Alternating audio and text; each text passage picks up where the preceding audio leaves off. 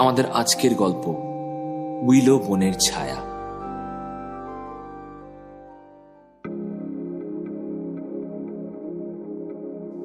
Vienna ছাড়ার পর Budapest যাবার পথে দানিউব নদী হঠাৎ একটা নিরিবিলি জনমানবহীন রাজ্যে প্রবেশ করে। এখানে নদীর জল হঠাৎ নদী খাত ছাপিয়ে দুপারে উঠে যায়, ফলে গোটা এলাকাটা একটা বাদা জলাভূমিতে পরিণত হয়েছে। এমন অবস্থা চলেছে মাইলের পর মাইল এলাকা জুড়ে। বিশাল জলাভূমির মাঝখানে মাথা তুলে থাকা দ্বীপের মতো ভূখণ্ডগুলোতে মাথা চাড়া দিয়ে দাঁড়িয়ে আছে শত সহস্র উইলো গাছ। গাছ না বলে ঝোপ বলাই ভালো, কারণ উইলো গাছের উচ্চতা খুব বেশি হয় না, সেই তুলনায় ঘনত্ব অত্যন্ত বেশি হয়। খুব বন্যার সময় এই বালি আর নুড়িতে ঢাকা দ্বীপগুলো তাদের উইলোর ঝোপ সমেত একেবারে জলের তলায় চলে যায়। শুধু গাছের একেবারে উপরের অংশটা জল থেকে মাথা তুলে থাকে কোথাও কোথাও। উইলো গাছের কাণ্ড তেমন শক্ত হয় না, ফলে হাওয়া আর জলের চাপ ইচ্ছে মতো তার আকার বদলে দেয়। মাথার ওপর গোলাকার পাতার লতানো ছাউনি নিয়ে দাঁড়িয়ে বা হেলে থাকে ওগুলো। একদিকে সদা বদলাতে থাকা ঝোপের আকার, অন্যদিকে নদীর খেয়ালে সদা বদলাতে থাকা ভূপ্রকৃতি। এসব নিয়ে এক আজব দেশ। পুরো এলাকাটা যেন জীবন্ত। নদীরও এখানে অন্য রূপ। হঠাৎ প্লাবিত হয়ে সে অনেক চওড়া আকার নিয়েছে। একই সাথে জলে ক্রমাগত তৈরি হচ্ছে ঘূর্ণি, চোরা স্রোত। সেই স্রোতের টানে মাঝে মাঝে দ্বীপগুলোর পাড়ের বালি আর মাটি খসে পড়ছে। প্রতিদিনই নতুন দ্বীপ তৈরি হচ্ছে, আবার পুরনো দ্বীপগুলো হারিয়ে যাচ্ছে। জুলাইয়ের একটা সুন্দর সকালে যখন ভিয়েনা শহরের ঘুম ভাঙেনি, তখন আমি আর আমার সঙ্গী তাঁবু আর রান্নার বাসনপত্র নিয়ে আমাদের ক্যানিও নৌকায় চেপে ভেসে পড়লাম দানিউব নদীতে। পূব আকাশে তখন সবে লাল আভা দেখা দিয়েছে। দূরের নীল পাহাড়ের গায়ে কুয়াশার চাদর। হাইনবার্গ আর পেট্রোনেল পার হয়ে অস্ট্রিয়া আর হাঙ্গেরির সীমান্তেও পৌঁছে গেলাম। হাঙ্গেরির মধ্যে অনেকখানি প্রবেশ করার পর জলটা ঘোলা হতে শুরু করল। তার মানে কাছেই কোথাও বন্যা হয়েছে। কিছু দূর এগোতেই জলের স্রোত আচমকা এতটাই বেড়ে গেল যে আমাদের নৌকাটা লাফিয়ে উঠে হঠাৎ পাক খেতে শুরু করল। সর্বনাশ! ঘূর্ণিতে পড়েছি। নৌকাটা বেশ কয়েকবার পাক খেয়ে আচমকা বাঁক নিল বাঁদিকে, আর বাঁদিকের মোড়টা ঘুরতেই চোখের সামনে ভেসে উঠল সেই বিস্তীর্ণ অপার্থিব সৌন্দর্যে ভরা জলাভূমি। কোথাও আর কোনো নৌকো নেই, বাড়ি বা কুড়ে ঘর নেই, জনমানবের বা কোনো বসতির চিহ্ন মাত্র নেই। এ যেন এক মনুষ্য বর্জিত আদিম পৃথিবী, যেখানে নিঃসঙ্গ প্রকৃতি বেড়ে উঠেছে নিজের খেয়ালে। চারদিকে শুধু থই থই জল, মুক্ত হুহু বাতাস আর উইলো ঝোপের অরণ্য। যেন বেশ একটা ছোট্ট রূপকথার দেশ। আর সেখানেই যেন আমরা দুজন হঠাৎ বিনা অনুমতিতে ঢুকে পড়েছি। বিকেলের মুখে টের পেলাম একটা ঝোড়ো হাওয়া উঠতে শুরু করেছে। ব্যাপারটা ভালো লাগলো না। এই বেলা কোথাও একটা তাঁবু ফেলতেই হবে। কিন্তু জায়গাটার ভূপ্রকৃতি এতটাই বিভ্রান্তিকর যে কোনো একটা ভালো জায়গা খুঁজে পাওয়া বেশ শক্ত। বেশ কয়েকবার চেষ্টা করেও কোথাও নোঙর করতে পারলাম না। জলের এমন স্রোত যে নৌকা স্থিরই থাকছে না। দুবার উইলো ঝোপে ঘষা লেগে হাত পা ছড়ে গেল। এমন অবস্থায় বেশ কিছুটা চলার পর আমাদের এক পাশ থেকে একটা দমকা হাওয়া এসে নৌকার গায়ে লাগলো, আর তাতেই নৌকার মুখটা গেল ঘুরে, আর সেটা জলের টানে ঢুকে পড়লো একটা খাড়ির মধ্যে। তাতে অবশ্য ভালোই হলো, এখানে জলের স্রোত অপেক্ষাকৃতভাবে কম। কিছুক্ষণের মধ্যেই আমরা নৌকা ঠেলে পাড়ে এসে উঠলাম। কড়া রোদে ভরা অপরাহ্ন বেলার আকাশের নিচে বালির উপর পাশাপাশি শুয়ে পড়ে আমরা দুজন হাঁপাতে লাগলাম। মাথার উপর মেঘমুক্ত নীল আকাশ, চারপাশে উদ্দাম বাতাসে নৃত্যরত সারি সারি উইলোর ঝোপ। ওরা যেন আমাদের সহস্র হাততালি দিয়ে অভিবাদন জানাচ্ছে। আমি হাঁপাতে হাঁপাতে আমার সঙ্গীকে বললাম, উফ, এ কি নদী রে ভাই। আমার সঙ্গী বলল, খুব বদরাগী নদী, একদমই বাড়াবাড়ি সহ্য করে না, তাই না? দাঁড়া, নৌকাটা আগে ঠিক করি। ও হাত দিয়ে টেনে আমাদের নৌকোটাকে বালির উপর দিয়ে নদীর পাড় থেকে আরো অনেকটা ভেতরে নিয়ে এলো। তারপর আবার আমার পাশে এসে শুয়ে নিশ্চিন্তে ঘুমিয়ে পড়ল। আমি ওর পাশে শুয়েই রইলাম। মনের মধ্যে একটা অদ্ভুত প্রশান্তির ভাব। জল, হাওয়া, বালি আর আকাশের জ্বলন্ত সূর্য সব মিলিয়ে মনটা বেশ খুশি করে দিল। আমার সাথে আমার এই সুইডিশ বন্ধুটির মতন এমন একজন দারুণ সঙ্গী পেয়েছি। আমি সত্যি ভাগ্যবান। আমরা দুজনে আগেও এরকম অনেক অভিযান করেছি, কিন্তু এই দানিউব নদী যে প্রথম থেকেই আমাদের মধ্যে কি দারুণ একটা রোমাঞ্চ সৃষ্টি করেছে তা বলে বোঝাতে পারবো না। এর কারণ নিশ্চয়ই এর এই প্রাণবন্ত রূপ। শুয়ে শুয়ে আমরা নদীর শব্দ শুনছিলাম, কত রকম বিচিত্র শব্দ। আর শব্দ হবে না? এটা এমন একটা জায়গা যেখানে নদী থেকে চারদিকে ছড়িয়ে গেছে অগন্তি শাখা, আবার কোথাও হঠাৎ করে মিলে যাচ্ছে অজস্র শাখার মুখ। কোথাও আচমকা ঘূর্ণি, তো কোথাও হঠাৎ পাড় ভেঙে পড়া। নদীর কলতান শুনতে শুনতে মনে পড়ল, আমরা আসার আগে প্রেসবার্গে একজন হাঙ্গেরিয়ান অফিসারের সাথে আলাপ হয়েছিল। উনি বলছিলেন, কিছু দূর যাবার পর দেখবেন নদীটা 3 ভাগে ভেঙে গিয়ে 3টে আলাদা পথ ধরেছে। যদি পাশের চ্যানেলটা দিয়ে যান তবে একটা জলা জঙ্গলে গিয়ে পড়বেন। বন্যা হলেও বিপজ্জনক, আবার শুকনো থাকলেও তাই। আশেপাশে 40 কিলোমিটারের মধ্যে কিচ্ছু নেই, জনমানব, খামার, মাঝি, জেলে গ্রাম কিচ্ছু না। ওখানে গিয়ে আটকালে কিন্তু আপনাদের অনাহারে মরতে হবে। তাছাড়া নদী ক্রমশ ফুলছে, বন্যা এলো বলে। আমি আপনাদের অনুরোধ করব ওখানে না যাবার জন্য। কিন্তু আমাদের রক্ত গরম। ফুলতে থাকা নদী আর ঝোড়ো হাওয়ায় আমরা ভয় তো পেলামই না, উল্টে আরো জেদ চাপল। যদিও কোথাও আটকে পড়লে ব্যাপারটা সিরিয়াস হয়ে উঠতে পারে, তবে আমাদের কাছে প্রচুর বাড়তি খাবার দাবার, ওষুধ, পানীয় সব রয়েছে, ফলে অনাহারে আমাদের থাকতে হবে না। কিন্তু আবহাওয়ার ব্যাপারে অফিসারের কথা অক্ষরে অক্ষরে মিলে যাচ্ছে। পরিষ্কার আকাশের নিচে যে হাওয়ার এমন বেগ হতে পারে সেটা ভাবাই যায় না। আর সাথে নদীর জলও ক্রমশ বেড়ে চলেছে। আকাশের দিকে চেয়ে যখন দেখলাম বেলা পড়ে এসেছে, সূর্য ডুবতে আন্দাজ ঘন্টা 2 বাকি, তখন আমি উঠে পড়লাম। আমার বন্ধু তখনও ঘুমোচ্ছে। ভাবলাম এই ফাঁকে চারপাশটা একটু ঘুরে দেখে আসি।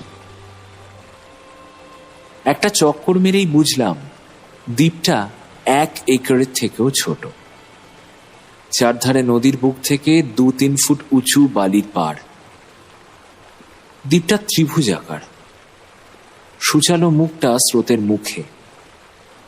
আমি ওই প্রান্তে গিয়ে বেশ কিছুক্ষণ দাঁড়িয়ে সূর্যাস্তের রঙে রাঙা আকাশের দিকে চেয়ে রইলাম। আমার চারধারে নদীর তীব্র গর্জন, ফেনা ধরা ঢেউ বারবার ধাক্কা মারছে পাড়ের গায়ে।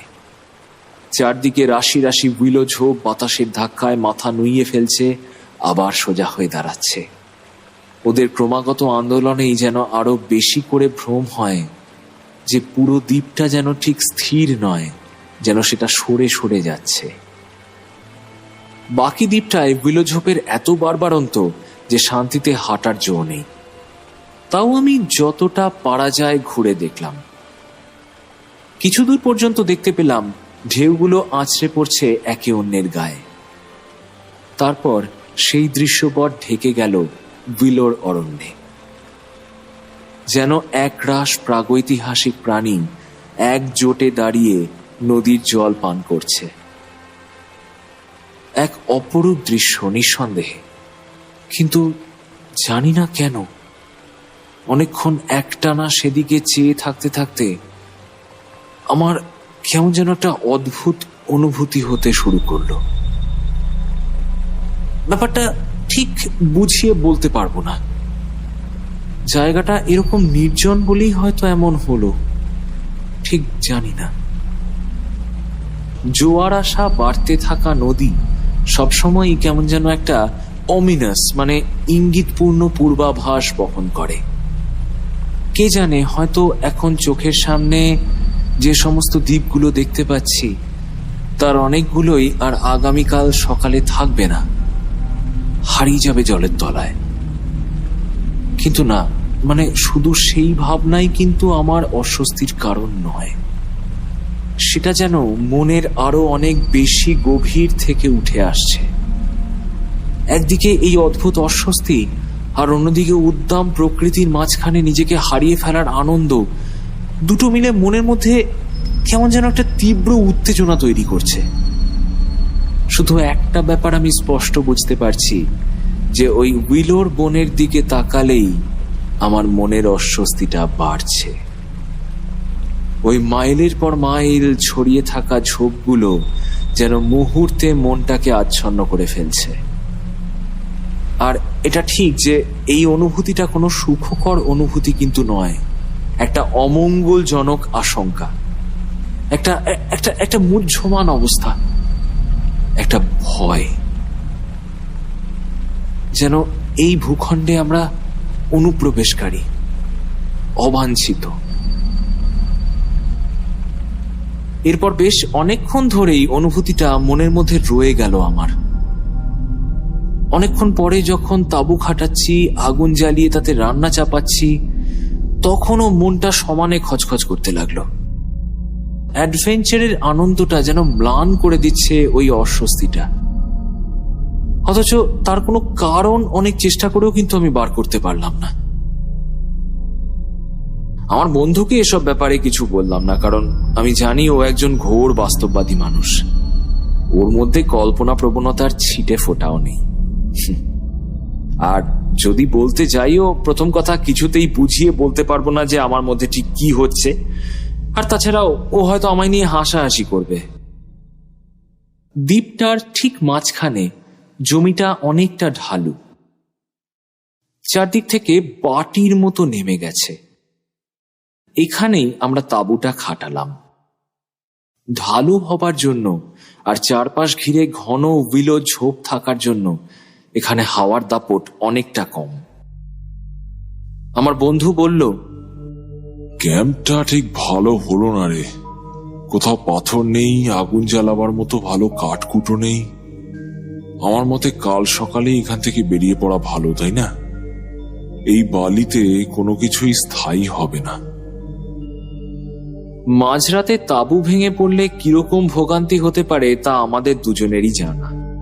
তাই তাঁবুটা যতটা সম্ভব মজবুত করে খাটালাম। তারপর শুকনো কাঠকুটো জোগাড় করতে বেরিয়ে পড়লাম। শোবার আগে পর্যন্ত আগুনটা তো জ্বালিয়ে রাখতে হবে। সমস্যা হলো উইলো ঝোপ থেকে কখনো ডাল খসে পড়ে না, তাই নদীর জলে ভেসে আসা কাঠকুটোগুলোই আমাদের একমাত্র হাতের পাঁচ। বেশ অনেকটা সময় ধরে আমরা নদীর পাড় চষে বেড়ালাম। কিছুক্ষণ অন্তর অন্তর ঝুপঝুপ করে পাড় ভেঙে স্রোতস্বিনী জলে মিশে যাচ্ছে।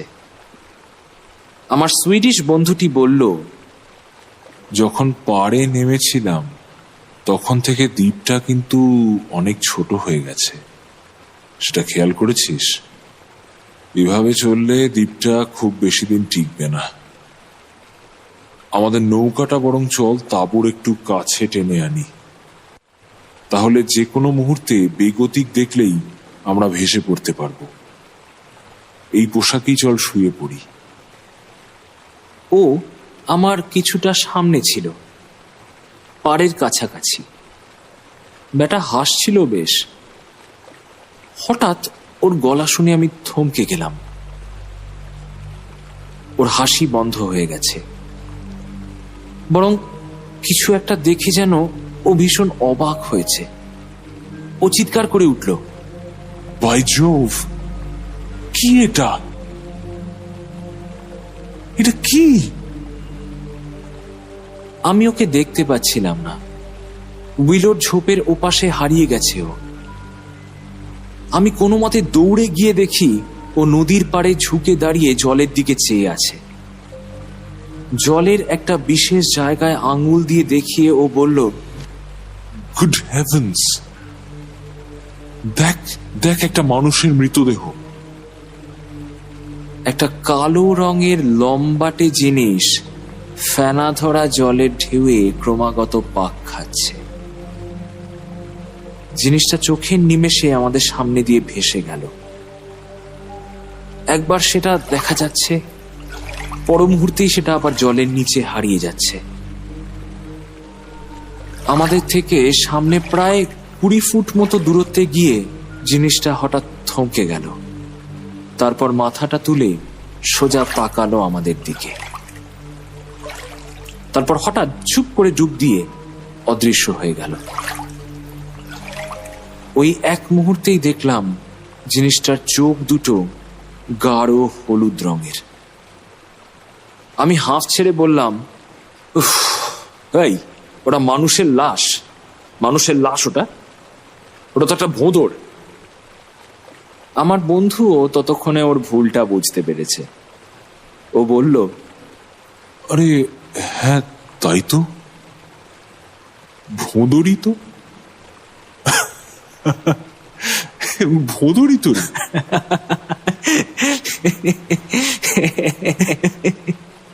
দুজনে একচোট খুব হাসাহাসি করলাম। এটা কিন্তু ঠিক, ভোঁদড়টা যতই জ্যান্ত হোক, প্রথমে দেখে ওটাকে ডুবে যাওয়া কোনো মানুষের মৃতদেহ বলেই মনে হয়েছিল। আরো অনেকটা দূরে গিয়ে ওটা আরেকবার ভেসে উঠল। না, কোনো ভুল নেই, ওটা ভোঁদড়ই বটে। কাঠকুটো জোগাড় করে ফিরতে যাব, এমন সময় আরেকটা ঘটনা ঘটল, যেটা আমাদের আবার নদীর ধারে টেনে আনলো। এবার কিন্তু সত্যি সত্যি একটা মানুষকে দেখলাম। আর আরো আশ্চর্য ঘটনাটা হলো এই যে মানুষটা একটা নৌকায় করে ভেসে যাচ্ছে।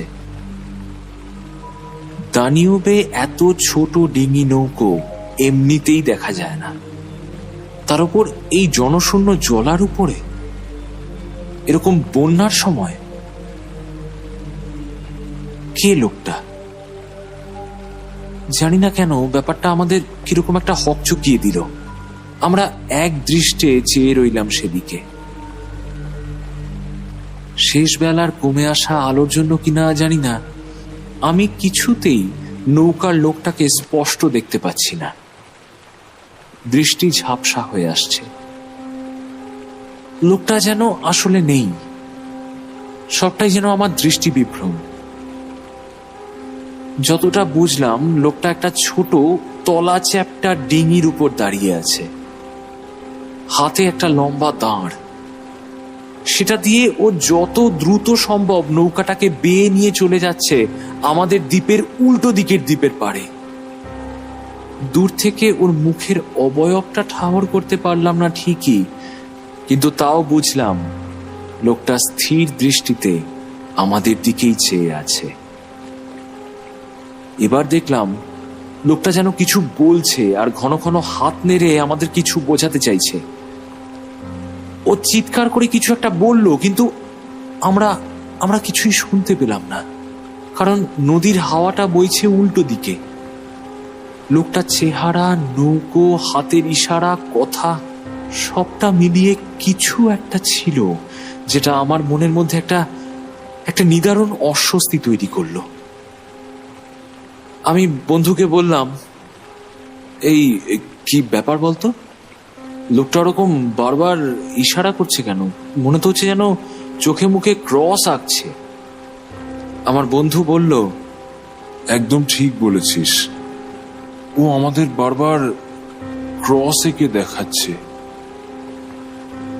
দূরে নদীর বাঁকে লোকটা যেন এবার হঠাৎ করে হারিয়ে গেল।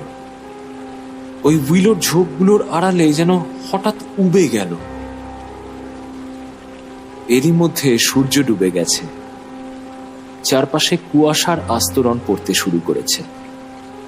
আমি বললাম, কিন্তু এই বন্যায় ফুলতে থাকা নদীতে ওইটুকু একটা নৌকা নিয়ে লোকটা কি করছে? তার উপর সময়টা দেখ, রাত নামলো বলে। আর মানে আমাদের দিকে চেঁচিয়ে কি বলতে চাইলো? কেনই বা কপালে ক্রস আঁকলো?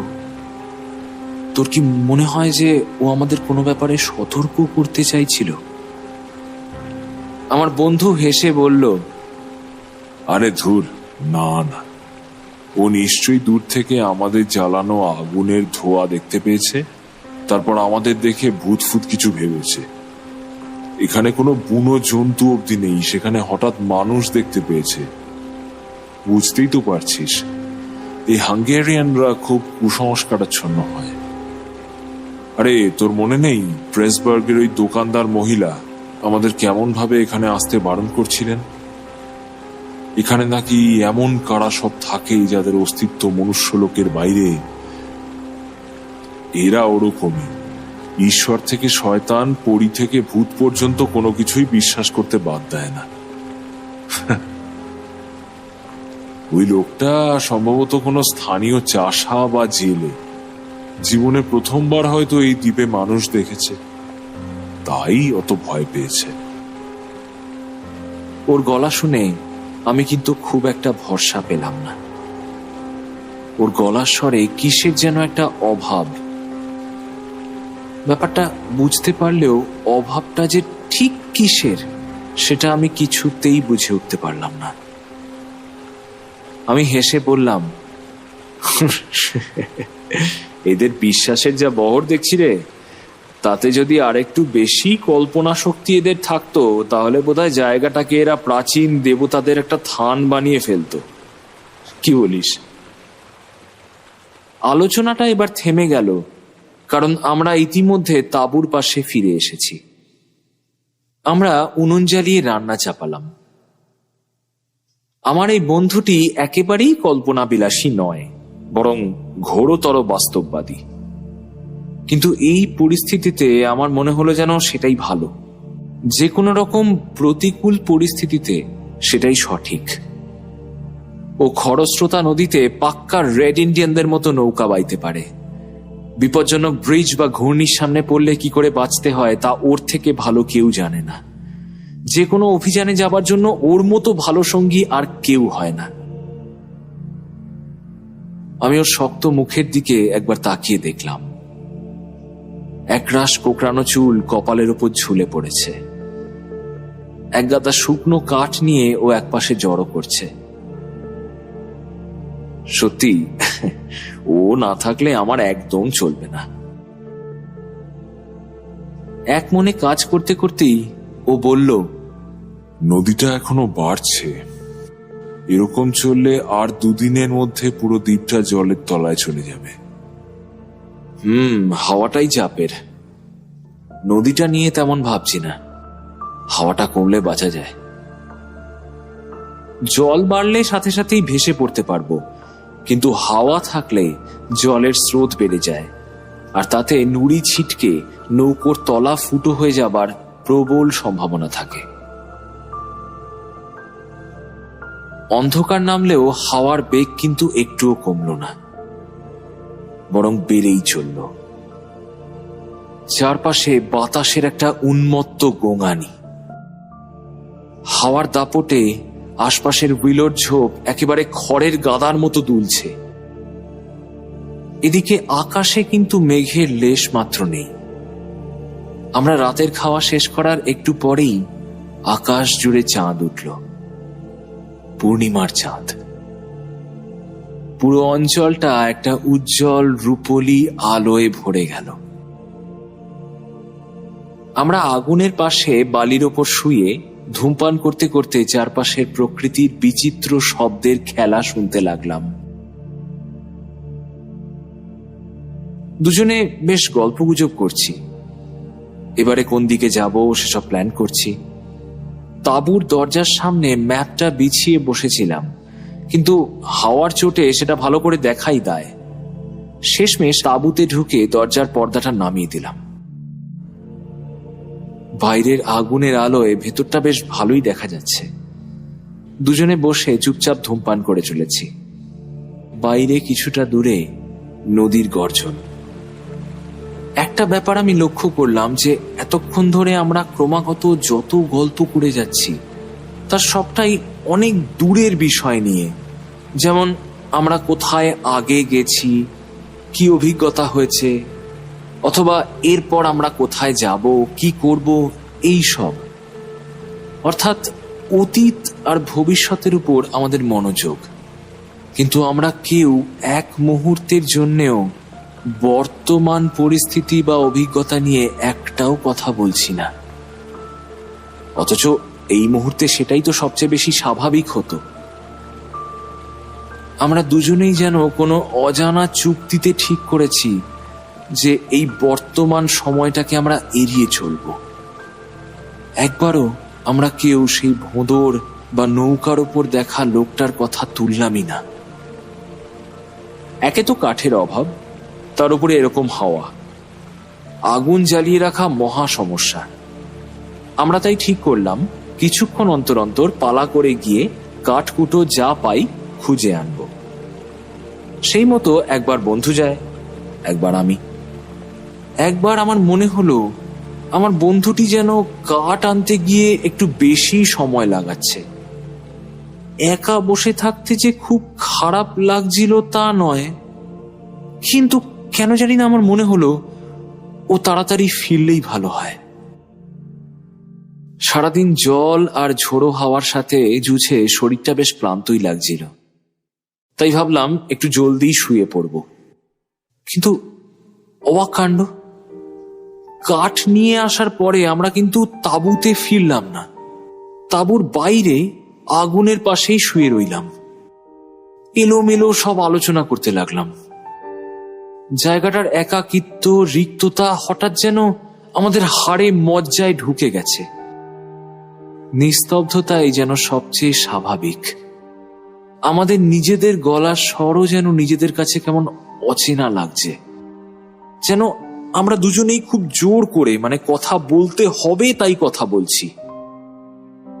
মানুষের কণ্ঠস্বরই যেন এই পরিবেশে একমাত্র অস্বাভাবিক বেমানান একটা শব্দ।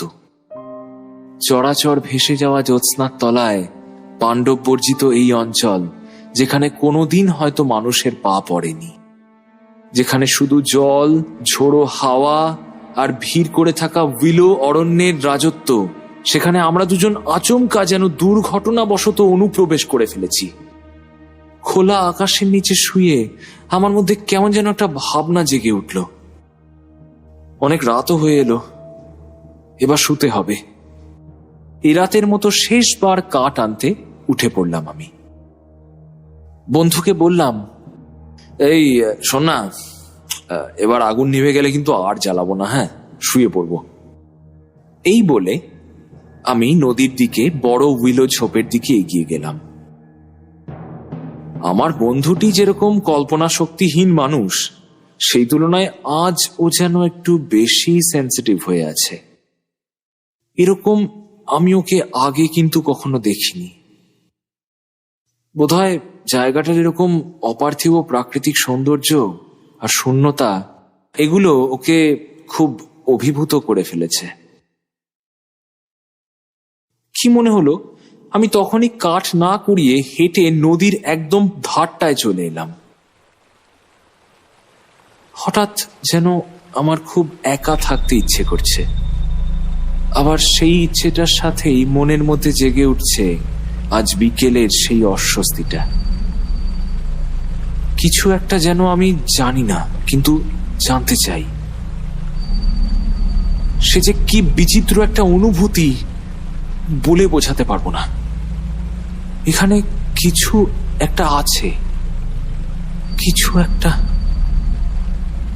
উইলোগুলোর মধ্যে দিয়ে বাতাস বয়ে কিরকম যেন একটা বিচিত্র শব্দ হচ্ছে। ওগুলো যেন নিজেদের মধ্যে কথা বলছে, ফিসফিস করছে, কখনো বা দীর্ঘশ্বাস ফেলছে, কখনো বা আচমকা চিৎকার করে উঠছে, হাসছে। এ যেন এক অন্য অচেনা পৃথিবী, সেখানে অন্য জীবন, অন্য প্রাণ, রূপলি অন্ধকারে মোড়ানো একটা আদিম জগৎ। আমার কেন জানি না বারবার মনে হতে লাগলো, এই পৃথিবীতে আমরা অযাচিত, আমরা অবাঞ্ছিত, এখানে আমাদের কোনো ঠাঁই নেই। এক রাতের জন্য হয়তো এই জগৎ আমাদের সহ্য করবে, কিন্তু তার বেশি নয়। এই পৃথিবী আমাদের চায় না, এই জীবন্ত আন্দোলিত উইলোর ঝাঁক আমাদের চায় না। হঠাৎ একটা রাত পাখির তীক্ষ্ণ চিৎকারে আমার সম্বিত ফিরল। আমি চমকে গিয়ে টাল সামলাতে না পেরে ঝপাং করে পড়লাম নদীর জলের মধ্যে। কোনো মতে ঝট করে একটা বড় শিকড় ধরে উঠে এলাম, না হলে জলের টানে ভেসে যেতে আমার এক মুহূর্তও লাগতো না। না, আর দেরি করা যাবে না। আমি এবার কাঠ খুঁজতে লেগে পড়লাম। কি হয়েছিল আমার? ওরকম ভ্যাবলার মতো দাঁড়িয়েছিলাম কেন? না, বন্ধু ঠিকই বলেছে, কালই এখান থেকে মানে কেটে পড়া ভালো। কাঠ কুড়িয়ে পিছনে ঘুরতেই আমি চমকে উঠলাম। আমার বন্ধু ঠিক আমার সামনেই দাঁড়িয়ে আছে, খুব কাছে, অথচ ওর আশাটা আমি একবারের জন্যও টের পাইনি। চারদিকের এই শব্দের জন্য কি? ও বলল, কি ব্যাপার? কি করছিস তুই এতক্ষণ ধরে? সেই কখন তো এসছিস, আমি ভাবলাম তোর বোধহয় কিছু হয়ে গেল। কিন্তু ওর গলার স্বরে আর চোখে মুখে এমন একটা কিছু ছিল যে আমি কোনো উত্তর দিতে পারলাম না। বুঝলাম শুধু আমার খোঁজ করতেও আসেনি, আমারই মতন এখানকার প্রকৃতি ওকেও ঘিরে ফেলেছে, আর ও একা থাকতে চাইছে না। ও বলল, নদীটা এখনো ফুলছে, হাওয়াটাও বাড়ছে রে। আমি বললাম, হ্যাঁ, ভাগ্য ভালো আমরা নিচু আর ওই ঢালু জায়গাটার উপর তাঁবু ফেলেছি, হয়তো চাপ হবে না। জানি না ও আমার কথা হাওয়ার মধ্যে শুনতে পেল কিনা, শুধু মাথা নাড়ল। তারপর বলল, এই দুর্যোগ থেকে অক্ষত অবস্থায় বেরোতে পারলে নিজেকে সত্যি ভাগ্যবান মনে করব। সত্যি বলতে কি, আমারও এই মুহূর্তে ঠিক এই কথাটাই মনে হচ্ছিল। চারদিকের বাতাসে কেমন যেন একটা অমঙ্গলের আশঙ্কা, কিছু একটা দুর্যোগ যেন ঘটতে চলেছে। ফিরে এসে আমরা শেষবারের মতন ভালো করে আগুন জ্বাললাম। পা দিয়ে খুঁচিয়ে খুঁচিয়ে আগুনটাকে বেশ একটু বাড়িয়ে তুললাম। রাতের জন্য সবকিছু ঠিকঠাক। তাঁবুর পাশেই নৌকাটা উল্টো করে রাখা, তলার হলুদ প্যাডেল দুটো স্পষ্ট দেখা যাচ্ছে। পাশের একটা উইলো গাছের ডালে আমাদের খাবার দাবার আর বাসনপত্রের থলেটা ঝুলছে।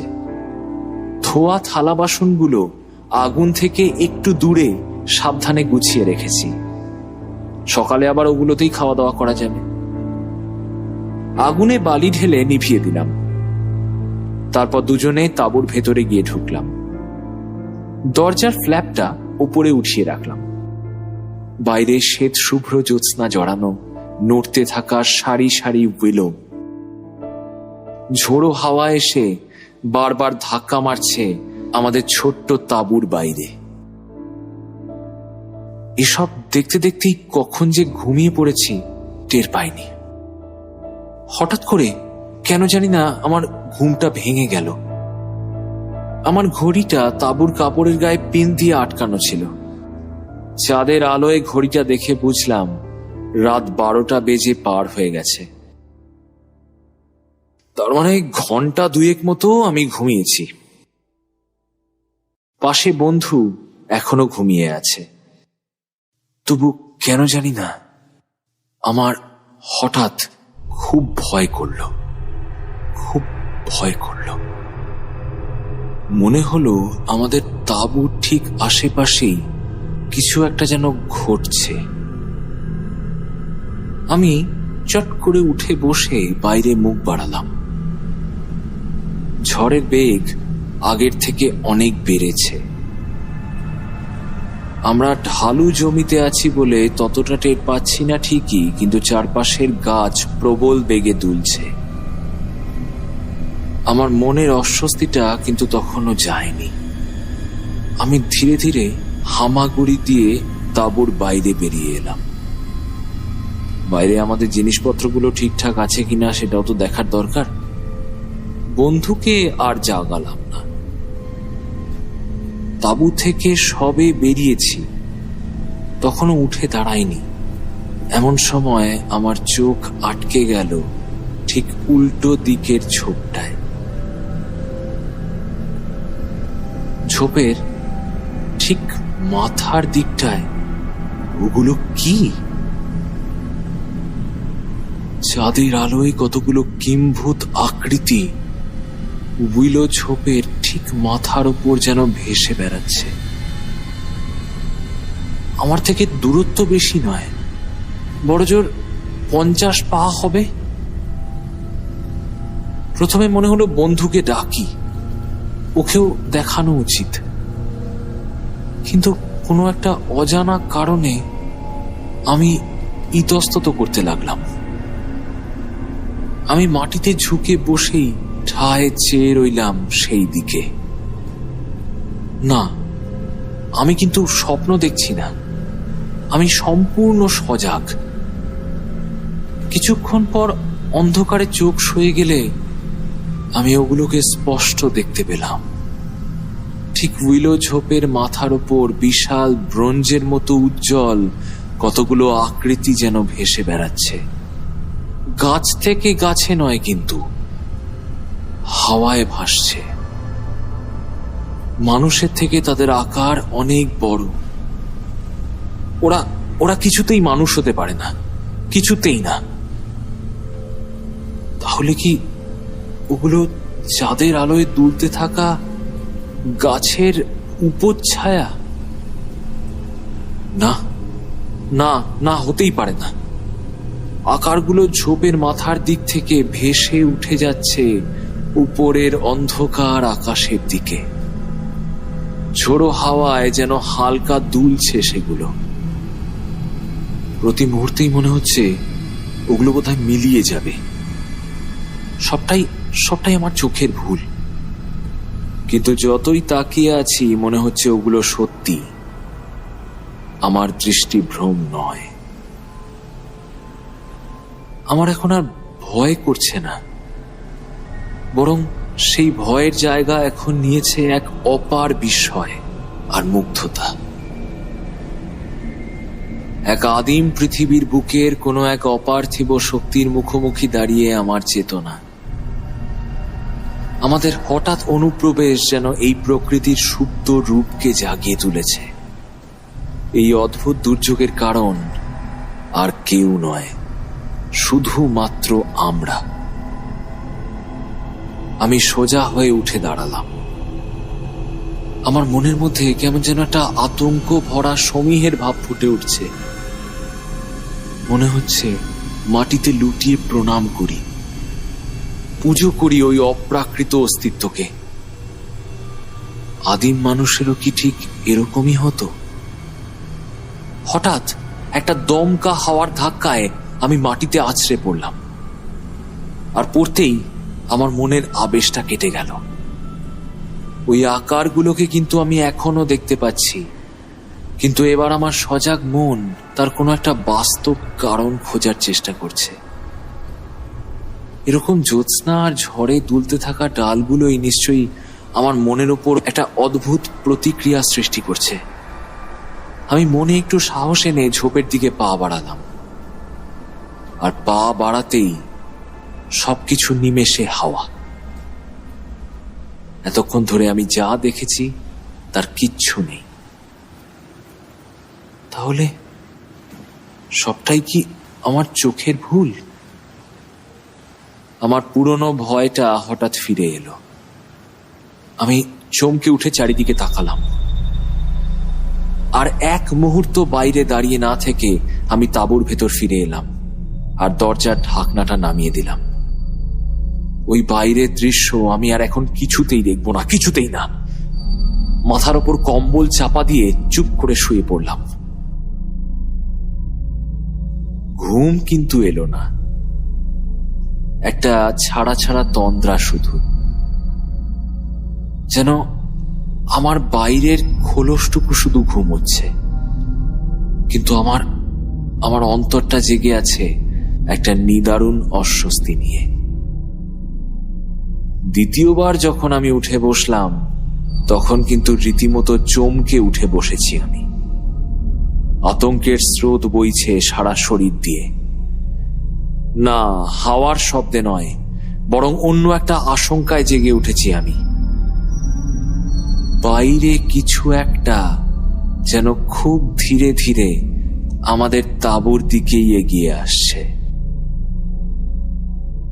একটা শব্দ পাচ্ছি আমি, একসাথে অনেকগুলো পায়ের শব্দ। কারা যেন হেঁটে আসছে।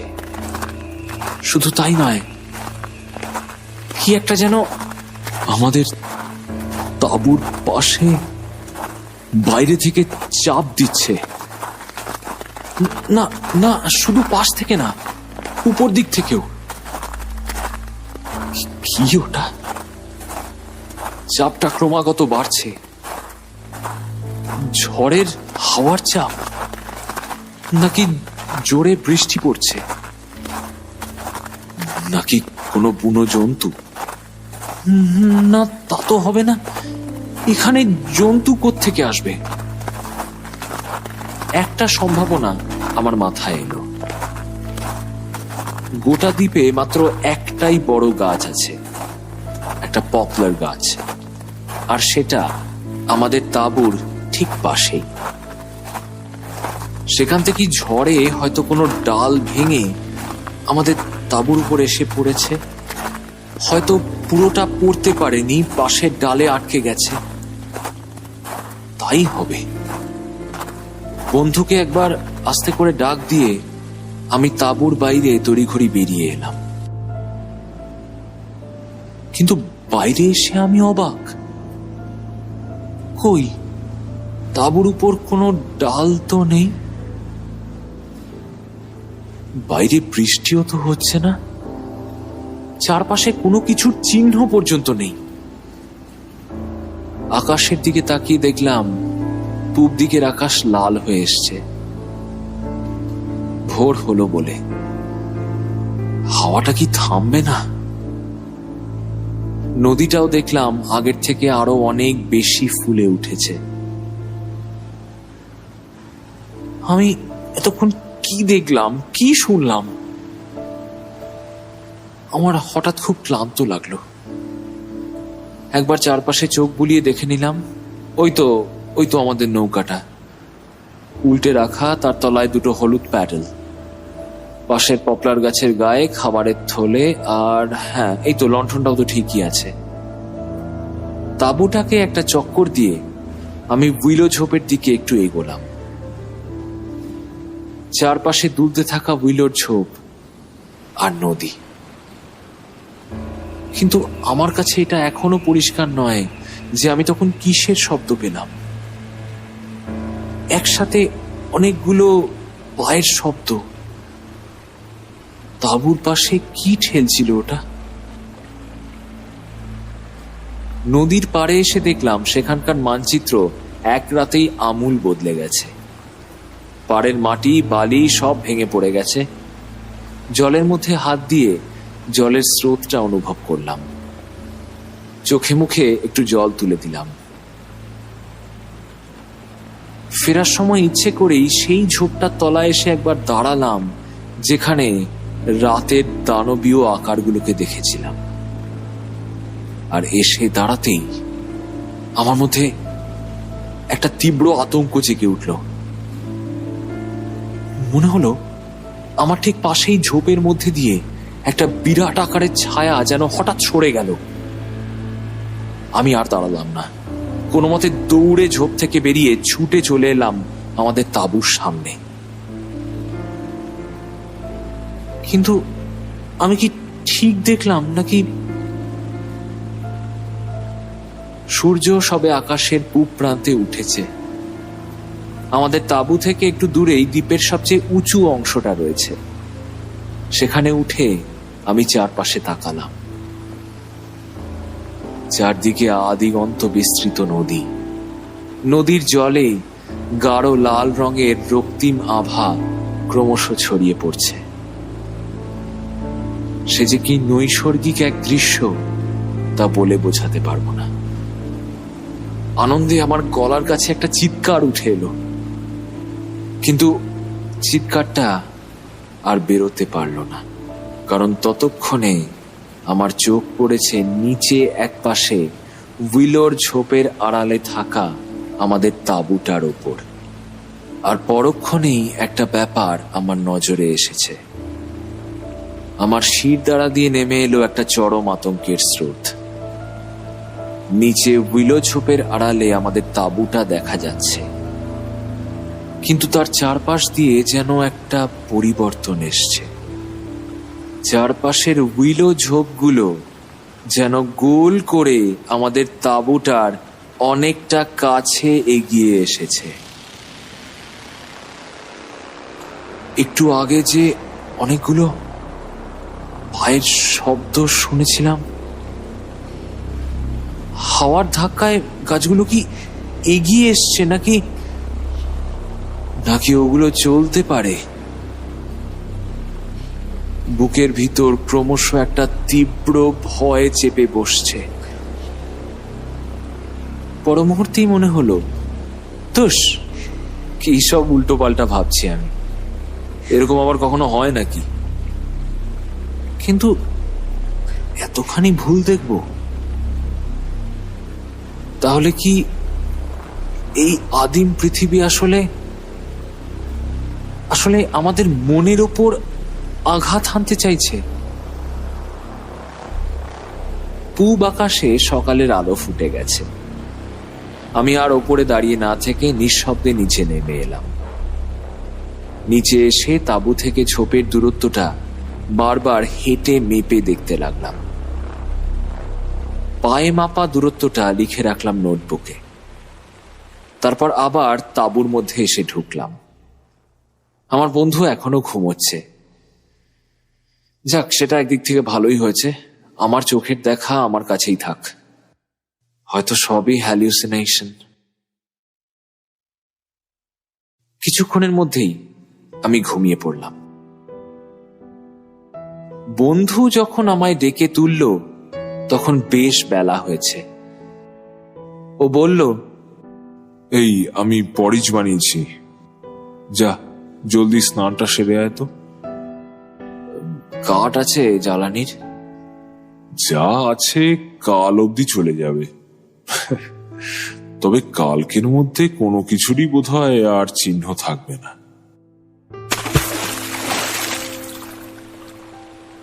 জলের এমন টান যে দ্বীপের এক পাশ থেকে ডুব দিয়েই দেখি আরেক প্রান্তে পৌঁছে গেছি। বরফের মতো কনকনে ঠান্ডা জল। শরীরটা যেন নিমেষে চনমনে হয়ে গেল। রাতের সমস্ত আতঙ্ক, ভয়ের অনুভূতি যেন কোথায় ধুয়ে মুছে গেল। আকাশে প্রখর রোদ, অথচ ঝোড়ো হাওয়ার দাপট এক চুলও কমেনি। হঠাৎ আমার বন্ধুর বলা কথাটা মনে পড়তেই আমার কেমন যেন একটা খটকা লাগলো। ও বলল, কাঠ যা আছে তাতে নাকি কাল অবধি চলে যাবে। কিন্তু আমাদের তো আজই একটু পরে এখান থেকে চলে যাবার কথা। তাহলে কালকের কথাটা উঠল কেন? ও কি তাহলে সিদ্ধান্ত বদলেছে? ও কি এখান থেকে যেতে চায় না? কিন্তু কাল রাতে তো ও একদম নিশ্চিত ছিল যে আজই আমরা চলে যাব। তাহলে সকালের খাবার খেতে খেতে বন্ধু নানা রকম গল্প করতে লাগলো, কিন্তু আমি বেশ বুঝতে পারলাম ওর মধ্যে একটা অস্বাভাবিক মানসিক পরিবর্তন এসেছে। ওর কথা আমি কিছুই মন দিয়ে শুনছি না, শুধু ওকেই খেয়াল করছি। গতকাল সন্ধ্যায় ও কিন্তু এরকম ছিল না। ও যেন ভেতর ভেতর চূড়ান্তভাবে উত্তেজিত। ওর গলার স্বরে কেমন যেন একটা চাপা উদ্বিগ্নতা আর সন্দেহ। ও যেন বেশ ভয় পেয়েছে। এটাও খেয়াল করলাম যে ব্রেকফাস্টের পর ও আর পাইপ ধরালো না, বরং ম্যাপটা খুলে খুঁটিয়ে দেখতে লাগলো। আমি একটু অস্বস্তিতে পড়লাম। তারপর ওকে বললাম, শোন না, বলছি আর ঘন্টাখানেকের মধ্যে আমাদের কিন্তু বেরিয়ে পড়া উচিত। এর উত্তরে ও যা বলল সেটা আমাকে পুরো বিভ্রান্ত করে দিল। ও বলল, তা তো বটেই, তবে যদি ওরা আমাদের যেতে দেয় তবেই। আমি চমকে উঠলাম। কি বলতে চাইছে ও? মনের ভাব চেপে রেখে বললাম, কারা যেতে দেবে না? প্রকৃতি, এই ঝড় বন্যা এইসব? ও ম্যাপের থেকে চোখ না সরিয়েই বলল, জানি না ওরা কারা, এই অদ্ভুত জায়গার শক্তিগুলো। ঈশ্বর যদি পৃথিবীর বুকে কোথাও থেকে থাকেন তবে সেটা এখানে। আমি একটু জোর করেই হেসে উঠলাম। আরে বাবা, প্রকৃতি তো ঈশ্বর। বলার সময় বেশ ভালোই বুঝতে পারলাম যে অভিনয়টা একেবারে কাঁচা হয়ে গেছে। বন্ধু ম্যাপ থেকে চোখ তুলে আমার দিকে গম্ভীরভাবে তাকালো। তারপর বলল, এখান থেকে যদি অক্ষত দেহে বেরোতে পারি তবে নিজেকে সত্যি ভাগ্যবান মনে করব। আর কোনো অঘটন না ঘটলেই হয়। সত্যি বলতে আমারও না ঠিক এই কথাটাই মনে হচ্ছিল। আমি তবু বললাম, মানে কি হয়েছে? কিসের অঘটন? নৌকোর একটা স্টিয়ারিং প্যাডেল খুঁজে পাচ্ছি না। কি? আমি চিৎকার করে উঠলাম। কি বলছিস তুই? কোথায় গেল একটা প্যাডেল? স্টিয়ারিং প্যাডেলই নৌকাকে জলের স্রোতে দিক ঠিক রাখতে সাহায্য করে। এই খরস্রোতা দানিউবে ওটা ছাড়া নৌকা ভাসানো আত্মহত্যার শামিল। আমার কথার উত্তর না দিয়ে ও বলল, আর নৌকার ঠিক তলায় একটা চিরও ধরেছে। ওর গলার স্বর বেশ একটু কেঁপে গেল। আমি এক দৃষ্টে ওর দিকে তাকিয়ে রইলাম। মুখ দিয়ে আমার আর কোনো কথা বেরোলো না। সূর্যের প্রখর রোদেও যেন কেমন একটা চরম শিরশিরানির অনুভূতি হচ্ছে আমার সারা শরীর জুড়ে। দুজনে উঠে তাঁবুর কাছে এলাম। পাশে উল্টে রাখা আছে নৌকোটা। ও আমাকে সেটা দেখালো। অবাক হয়ে দেখলাম হলুদ রঙের একটা মাত্র প্যাডেল লেগে রয়েছে নৌকোর তলায়। অথচ স্পষ্ট মনে আছে গতকাল রাতে আমি দুটো প্যাডেলই দেখেছি। দেখ, একটাই আছে। আর এই এই দেখ, এই দেখ তলায় এই যে এই ফাটলটা। নৌকার ঠিক তলায় একটা লম্বা বেশ বড় সড়ো ফাটল। কেউ যেন কাঠের একটা লম্বাটে টুকরো ছুরি দিয়ে খুঁচিয়ে উঠিয়ে নিয়েছে। অনেকটা জলের তলায় ডুবো পাথরে ঘষা লাগলে নৌকোর তলায় যেরকম ভাবে ফাটে, ঠিক সেই রকম। পরখ করে দেখা গেল ফাটলটার এপার ওপার দেখা যাচ্ছে। এটা যদি কোনো ক্রমে চোখে না পড়তো তবে এটা নিয়ে ভেসে পড়তেই আমাদের ভবলীলা সাঙ্গ হতো। প্রথমে ধীরে ধীরে জল ঢুকতে শুরু করত, তারপর স্রোতের মুখে পড়লেই নৌকা একেবারে দুফাক হয়ে যেত। ফাটলটায় আঙ্গুল চালিয়ে বন্ধু বলল, নিশ্চয়ই বুঝতে পারছিস আমাদের মারার জন্য পুরো বন্দোবস্ত করা হয়েছে। মনে হয় আমরাই এদের পরবর্তী শিকার, বলি দেবে আমাদের। মনের ভয়টা চাপা দেবার জন্য আমি প্রাণপণে চেষ্টা করতে লাগলাম, জোর করে ভাবতে চেষ্টা করতে লাগলাম যে ও যা বলছে তা নিরর্থক, ইটস ফুলিশ। ও বলল, কাল রাতে কিন্তু এই ফাটলটা ছিল না। আমি বললাম, আরে নিশ্চয়ই কাল ল্যান্ড করার সময় আমরাই করেছি ওটা, এখানে পাথরগুলো খুব তীক্ষ্ণ। বলেই বুঝলাম একেবারে কাঁচা কথা বলে ফেলেছি। এখানে নদীর পাড়ে কোনো পাথরের চিহ্ন মাত্র নেই। আমার বন্ধু হালকা করে হাসল, তারপর বলল, আর এটা? নৌকোর প্যাডেলটা খুলে ও আমার হাতে দিয়ে ব্লেডটা দেখালো। সেটা ভালো করে দেখতেই আমি আরেকটা ধাক্কা খেলাম। স্তম্ভিত হয়ে দেখলাম ব্লেডটা পুরো ঘষা। কেউ যেন খুব নিপুণভাবে শিরিষ কাগজ দিয়ে ওটাকে ঘষেছে, আর ঘষার ফলে সেটা এতটাই পাতলা হয়ে গেছে যে জলের একটা জোর আঘাতেই সেটা ভেঙে চুরমার হয়ে যাবে। আমার মনের অবস্থা বলার মতো নয়। তবু জানি না কেন আমি জোর করে বলে উঠলাম, এই নিশ্চয়ই আমরাই কেউ ঘুমের ঘোরে ওই স্লিপ ওয়াক করি, আমরাই হয়তো ঘুমের মধ্যে উঠে এই কুকীর্তিটা করেছি। আর না হলে জলের সাথে ক্রমাগত বালির ঘষা লেগে লেগে হয়তো ব্লেডটা ওরকম ক্ষয়ে গেছে। বন্ধু এবার বিদ্রূপের স্বরে হেসে উঠল, তারপর বলল,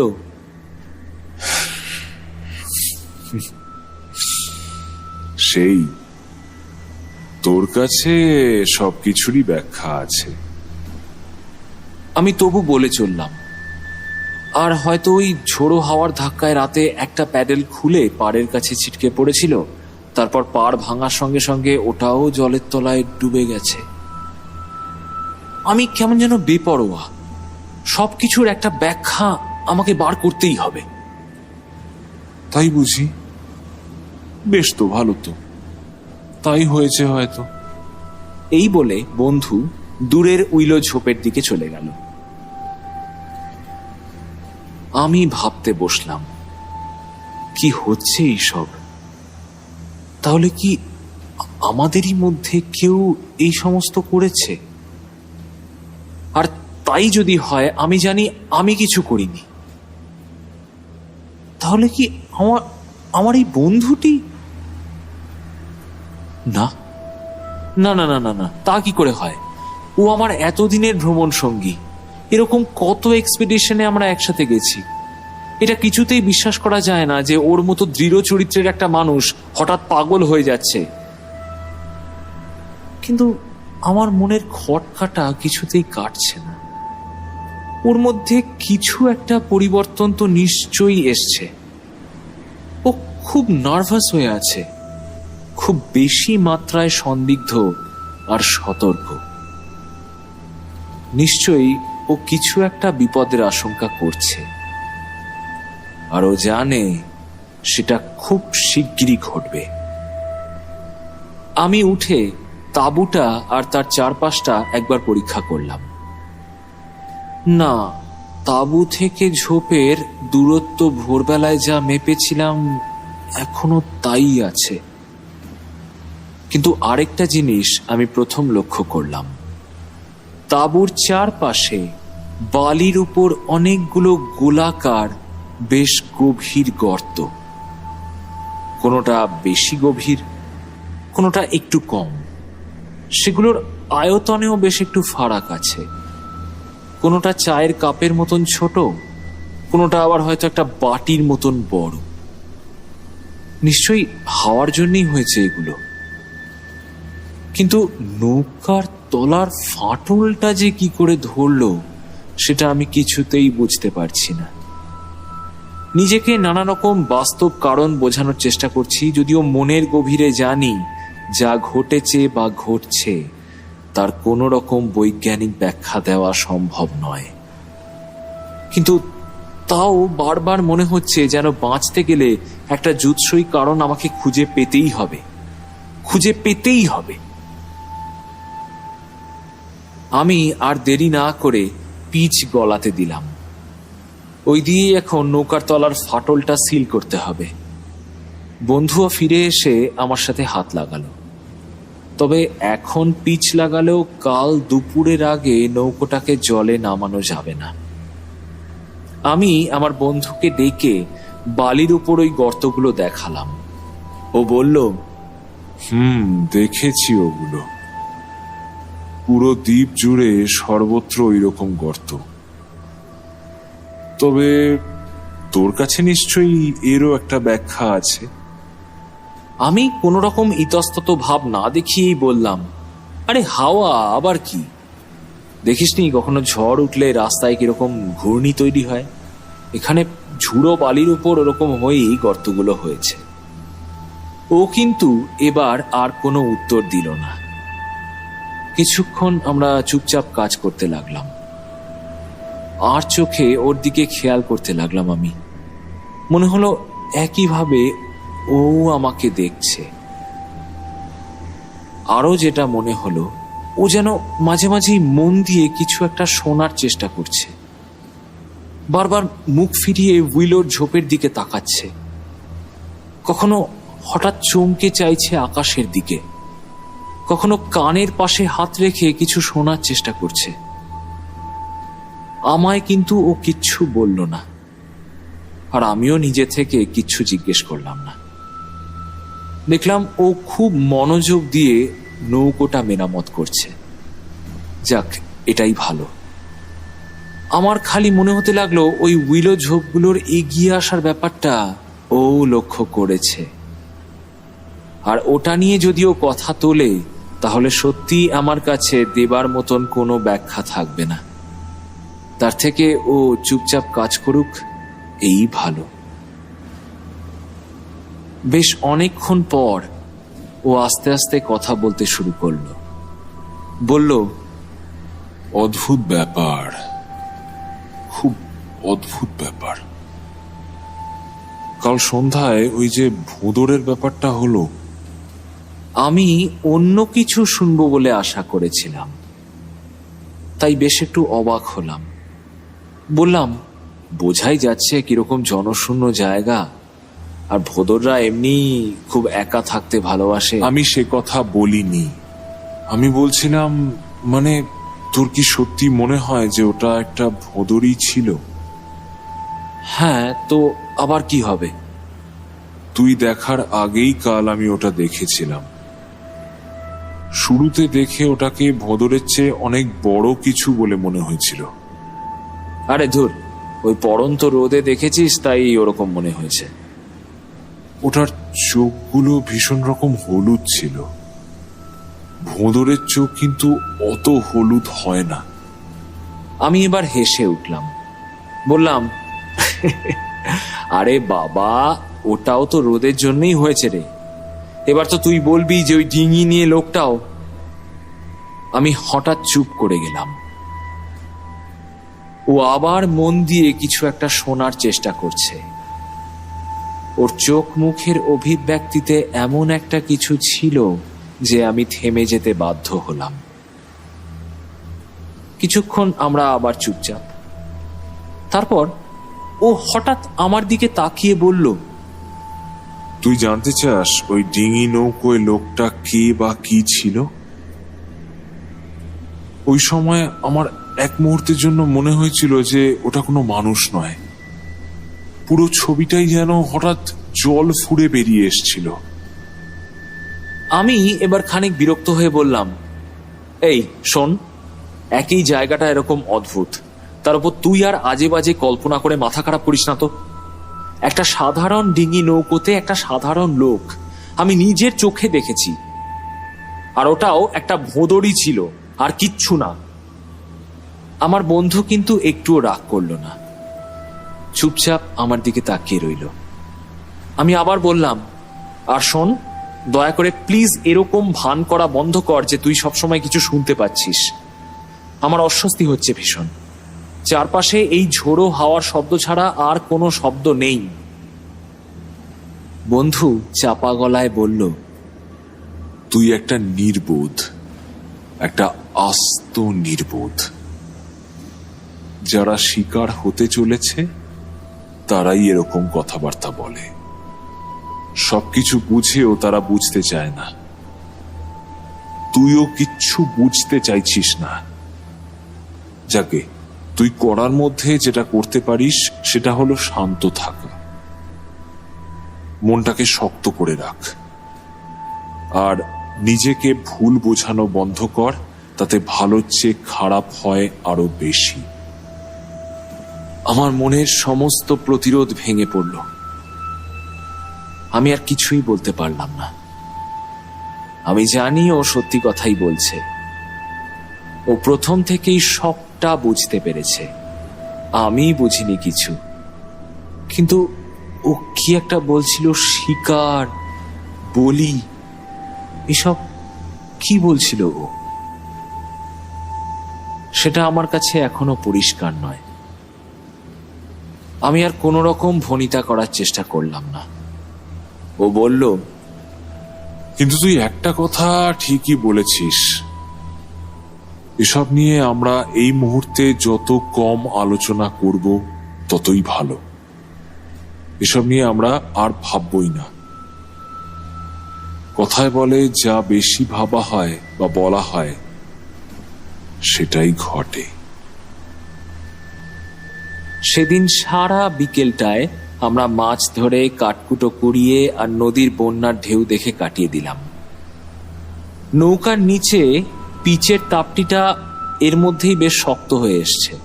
সেটা আমরা বেশ কয়েকবার ভালো করে পরীক্ষা করলাম।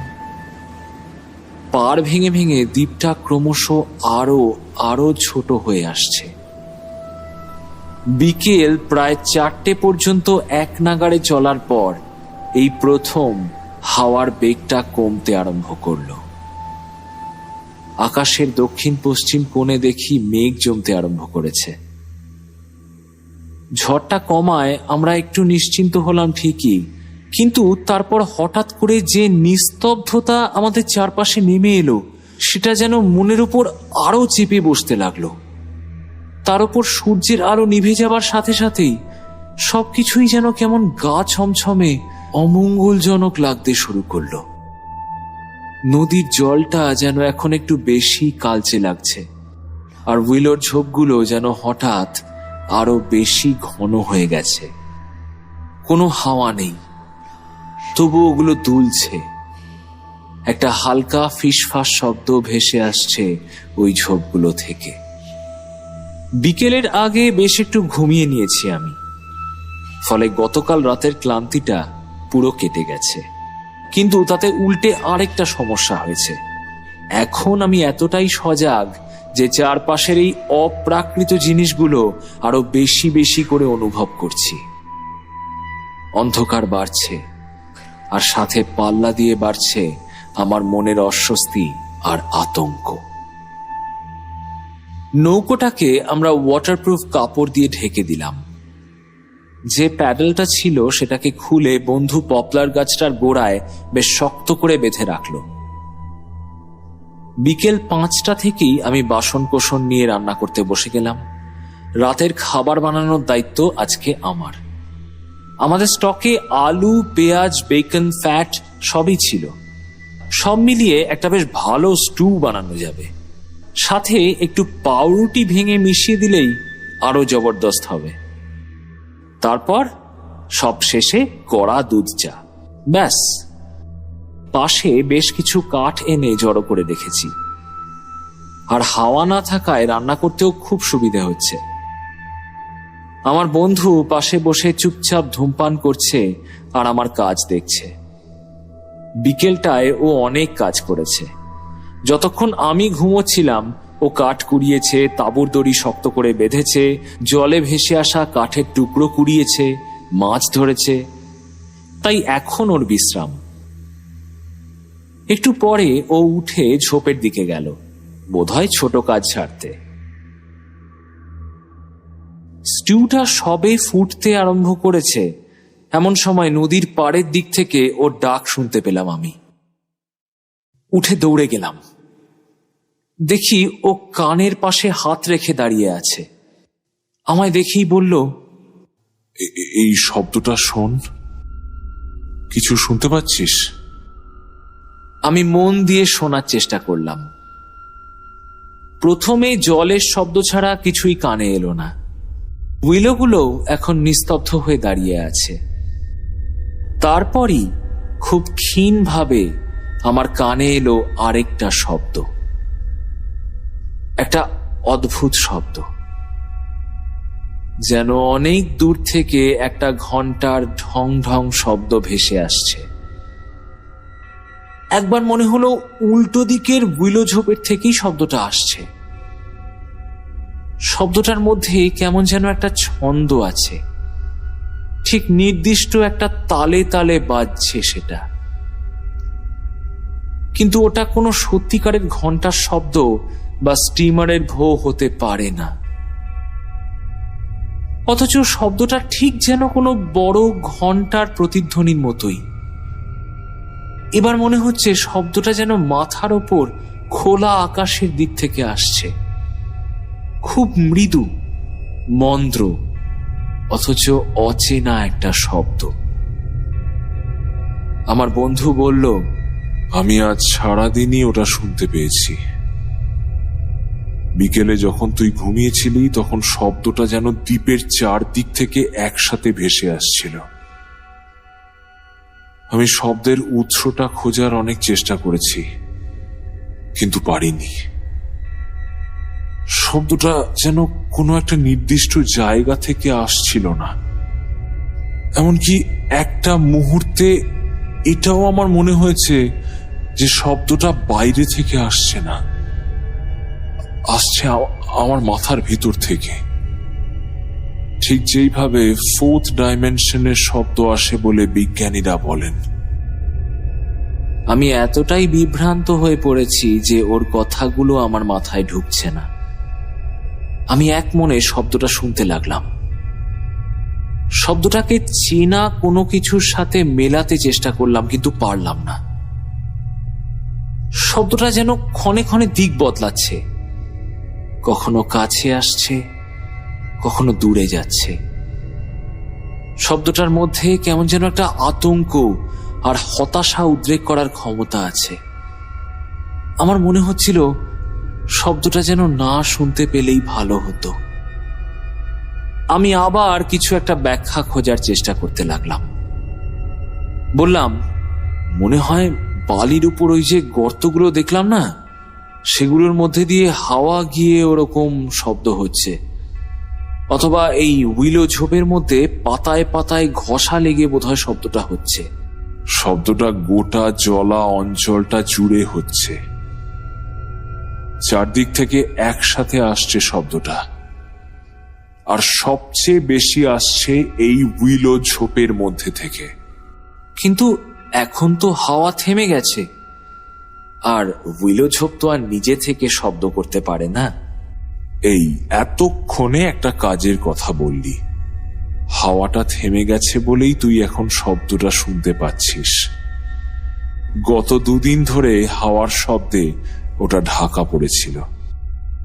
আমার বিশ্বাস ওটা একটা চিৎকারের শব্দ, কোনো একটা অদৃশ্য। হঠাৎ একটা টকবক শব্দ কানে আসতেই আমি আগুনের দিকে দৌড় লাগালাম। স্টু বসিয়ে এসেছি, ভুলেই গিয়েছিলাম। পুড়ে গেল বোধহয়। না না, পড়েনি। যাক, সত্যি বলতে কি শুধু এই কারণেই যে আমি দৌড়ে এসেছি তা কিন্তু নয়। আমার কেন জানি না তখন মনে হলো যে আমার বন্ধু এবার এমন একটা কিছু বলবে যেটা আমার শোনা উচিত নয়। শুনলেই আমি চূড়ান্ত ভয় পাব। তাই ওর কথাটা এড়িয়ে যাবার জন্যও আমি পালিয়ে এসেছি। আরো একটা রাত এখানে কাটাতে হবে আমাদের। জানি না আর কি কি ঘটার বাকি আছে। স্টিউটা নাড়তে নাড়তে বন্ধুকে ডেকে বললাম, এই আয় রে, এই দুটো পাউরুটি বার করে কাটতো। ও এসে গাছ থেকে খাবারের থলেটা নামালো। তারপর বেশ কিছুক্ষণ ধরে ভেতরটা হাতড়ে ওর পায়ের কাছে বিছানো চাদরটার ওপর ভেতরের জিনিসগুলো উপুর করে দিল। আমি হাঁক দিলাম, আরে জলদি কর, সব তো ফুটে উবে গেল। আমার বন্ধু হঠাৎ একটা অদ্ভুত অট্ট হাসিতে ফেটে পড়ল। শুনে বুঝলাম সেটা সাধারণ হাসি নয়, বরং একটা হিস্টেরিক্যাল হাসি। তার মধ্যে ভয়, রাগ আর হতাশা যেন মাখামাখি হয়ে আছে। তারপর ও বলল,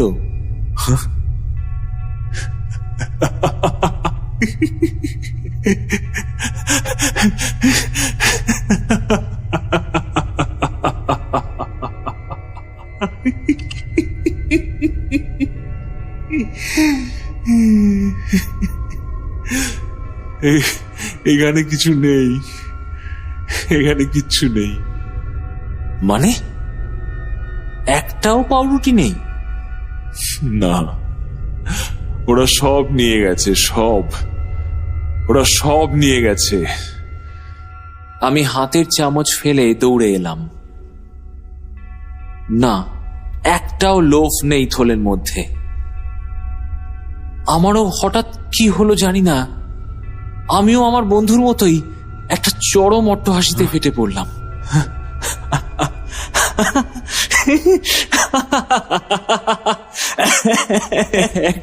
একটাও পাউরুটি নেই না? কিছু নেই,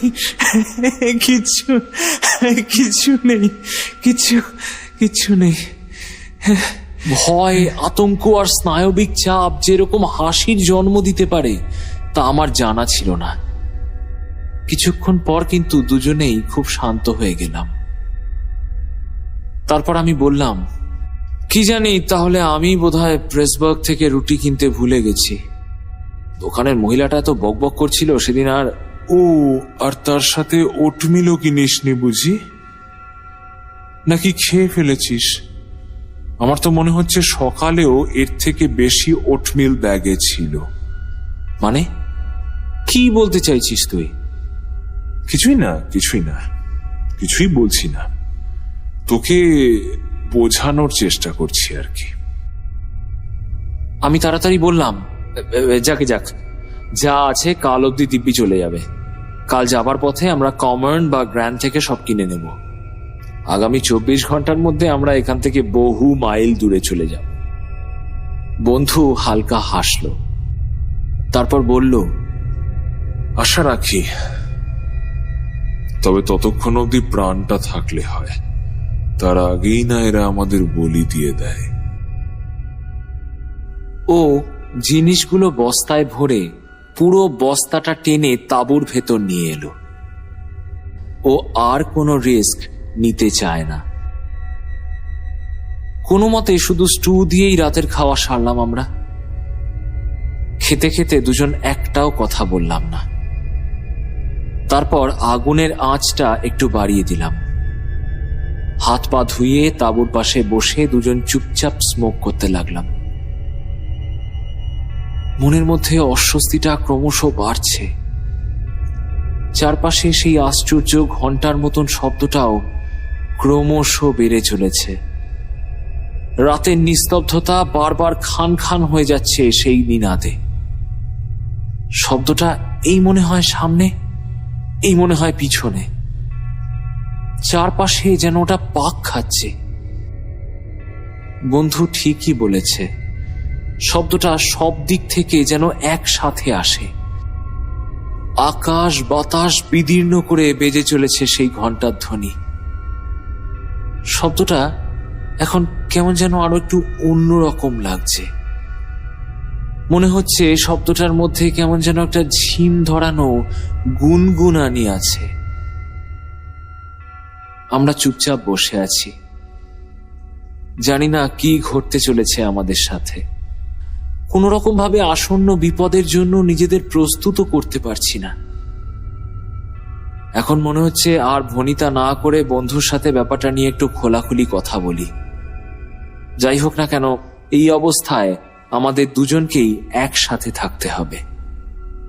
রাতটাও তাঁবুতে একসাথেই কাটাতে হবে, তাই পারস্পরিক বোঝাপড়াটা খুব প্রয়োজন। ও এবার বলল, আমার কেন জানি না মনে হচ্ছে আমাদের সাথে কিছু একটা ঘটবেই। কোথাও যেন আমরা সেফ লাইন থেকে অনেকটা সরে এসেছি। হঠাৎ মনে হলো শব্দটা যেন একেবারে আমাদের মাথার উপরে নেমে এসেছে। ও আবার বলল, এ শব্দ পৃথিবীর নয় রে। কোনো গ্রামাফোন রেকর্ড শুনলে শব্দ যেভাবে কানে ঢোকে, এটা সেভাবে কানে আসছে না। এটা আসছে আমাদের আত্মার মধ্যে দিয়ে। এটা অন্য কোনো মাত্রার শব্দ, এটা অন্য কোনো ডাইমেনশনের শব্দ। আমি কোনো উত্তর না দিয়ে আগুনের আরেকটু কাছে চেপে এলাম। আজ আর চাঁদের আলো আসছে না, মেঘ করেছে সারা আকাশ জুড়ে। ও বলে চলল, এরকম ঘটনা আমাদের সাধারণ অভিজ্ঞতায় কোনোদিন ঘটেনি। এটা একটা অজানা জগৎ, একটা অমানবিক জগৎ। মনুষ্য লোকে এই শব্দ কখনো শোনা যায় না। এই একাকিত্বে বসে আমার মন বারবার যেন ছুটে যাচ্ছে মানুষের পৃথিবীতে। এখন মনে হচ্ছে লোকালয়ে ফিরে যাবার বিনিময়ে আমি আমার গোটা আত্মাটাও দিয়ে দিতে রাজি। মানুষের কোলাহল এত মধুর, ঘরের জীবনে এত সুখ, আগে তো কোনোদিন বুঝিনি। এই কোন আদিম রাজত্বে এসে পড়লাম। এই জায়গাটা যেন অন্য কোনো জগতের একটা সংযোগ সূত্র। এখানে কোথায় যেন দুটো ভিন্ন জগতের মাঝের পর্দাটা হঠাৎ পাতলা হয়ে গেছে। সত্যি কি আমাদের চরম কোনো বিপদ ঘনিয়ে আসছে? আমরাই কি তাহলে ওই আদিম অপ্রাকৃত শক্তির পরবর্তী শিকার, স্যাক্রিফাইস? সেটাই কি এই রাজ্যে অনুপ্রবেশের শাস্তি? কি পরিণতি হবে আমাদের? আমরা কি মারা যাব, নাকি আমাদের চেতনা শক্তি লোপ পাবে? পাগল হয়ে যাব আমরা? এই ডুবন্ত জলা, নড়াচড়া করা উইলো ঝোপ, সেদিন দেখা সেই ডিঙির উপর লোকটা, সবই কি আমাদের মনের ভ্রম, উন্মাদ হতে থাকার লক্ষণ? বন্ধু এবার বলল, এরা খুব কৌশলে আমাদের সাহসকে একেবারে তলানিতে ঠেকিয়ে দেবার চেষ্টা করছে। কখনো কখনো মনে হচ্ছে সবই আমাদের কল্পনা, কিন্তু ওই প্যাডেল, নৌকার ফাটল, খাবার চুরি। আমি তো তোকে সবই অলরেডি বুঝিয়ে বলেছি, বলিনি? হ্যাঁ, তা বলেছিস বই কি, অবশ্যই বলেছিস। দুজনেই চুপচাপ বসে রইলাম। এর মধ্যে আগুনটা কেমন যেন নিভু নিভু হয়ে এসছে, কিন্তু আমরা কেউই উঠে কাঠ আনতে গেলাম না। আগুনের আলো ক্রমশ কমছে, আর চারপাশ থেকে অন্ধকারটা যেন আমাদের আরো বেশি বেশি করে চেপে ধরছে। মাঝে মাঝে একটা হালকা হাওয়া দিচ্ছে, আর চারপাশের উইলো ঝোপগুলো নড়ে উঠছে। এছাড়া আছে নদীর কুলকুল শব্দ, আর সেই অপ্রাকৃত ঘণ্টা ধ্বনির শব্দ। এর থেকে গত দুদিনের হাওয়ার শব্দটাই বোধহয় অনেক অনেক ভালো ছিল। পা দিয়ে খুঁচিয়ে আমি আগুনটা বাড়িয়ে দিলাম যথাসম্ভব। তারপর বললাম, আমি আর নিতে পারছি না রে, এই জায়গাটা একদম ভালো না।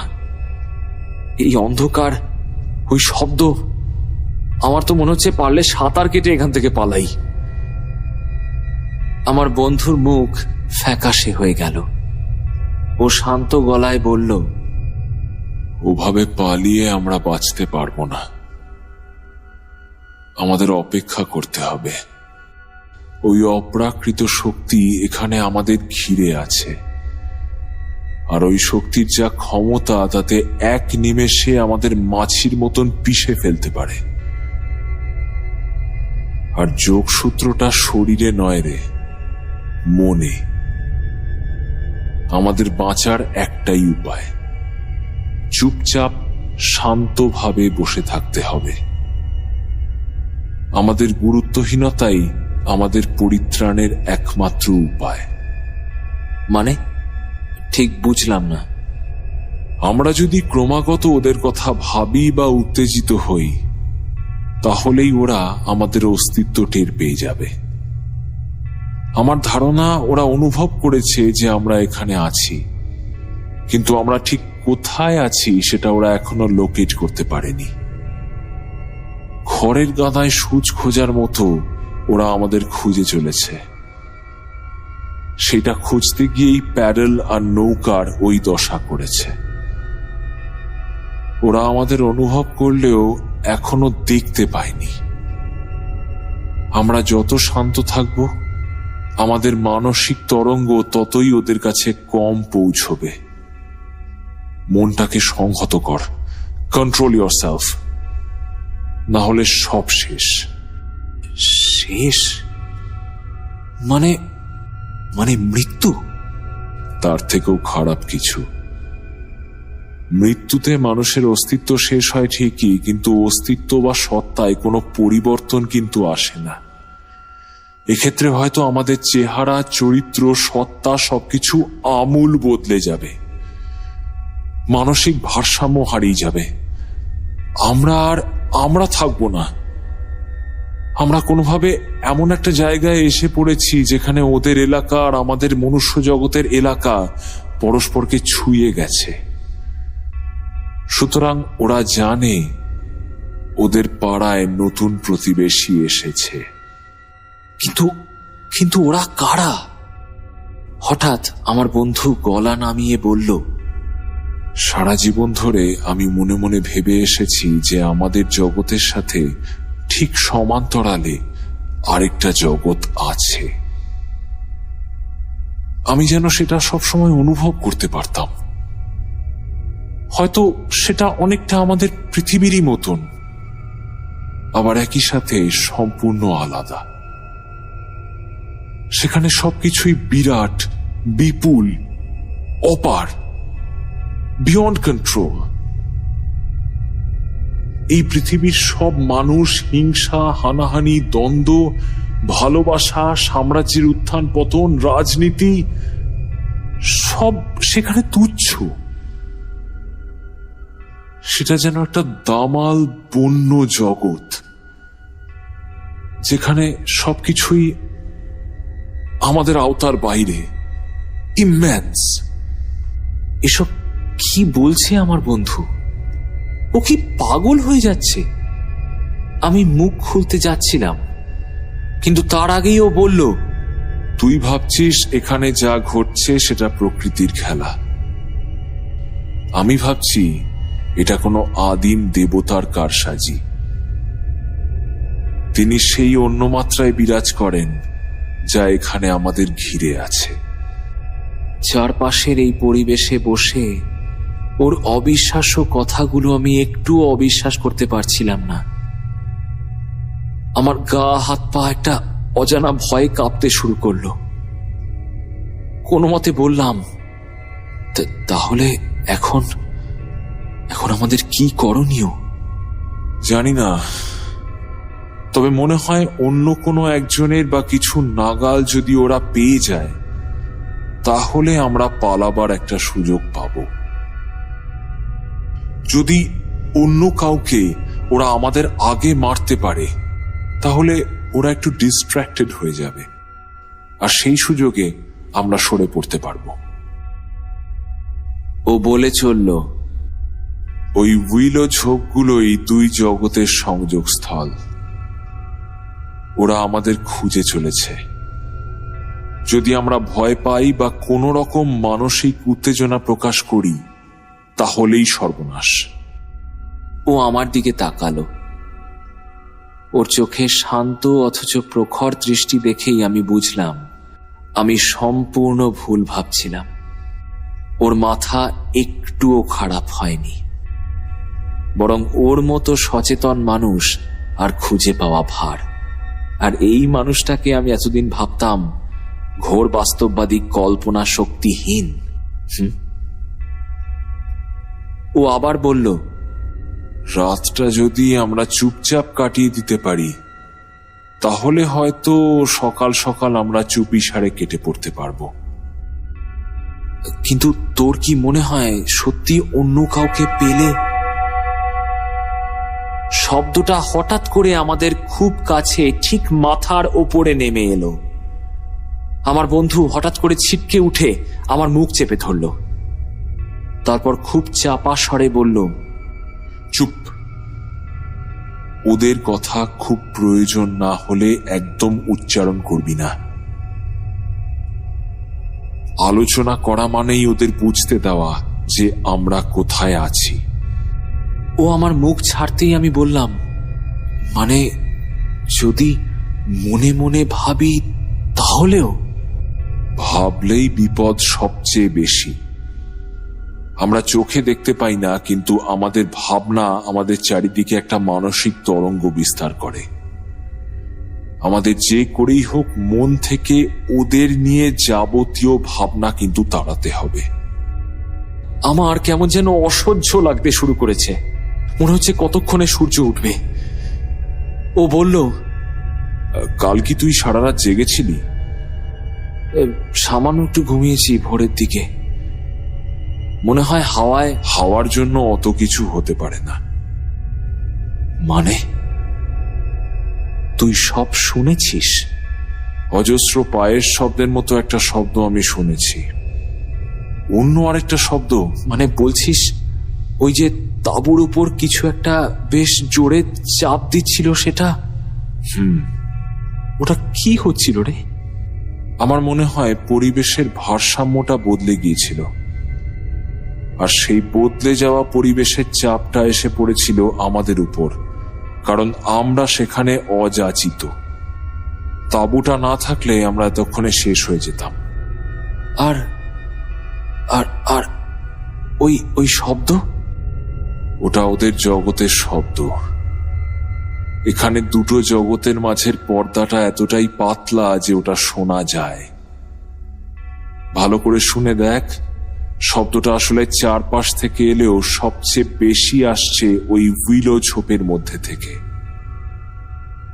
উইলোগুলোই এখানে ওই আরেকটা জগতের সিম্বল, ওই অন্য জগতের প্রতিনিধি।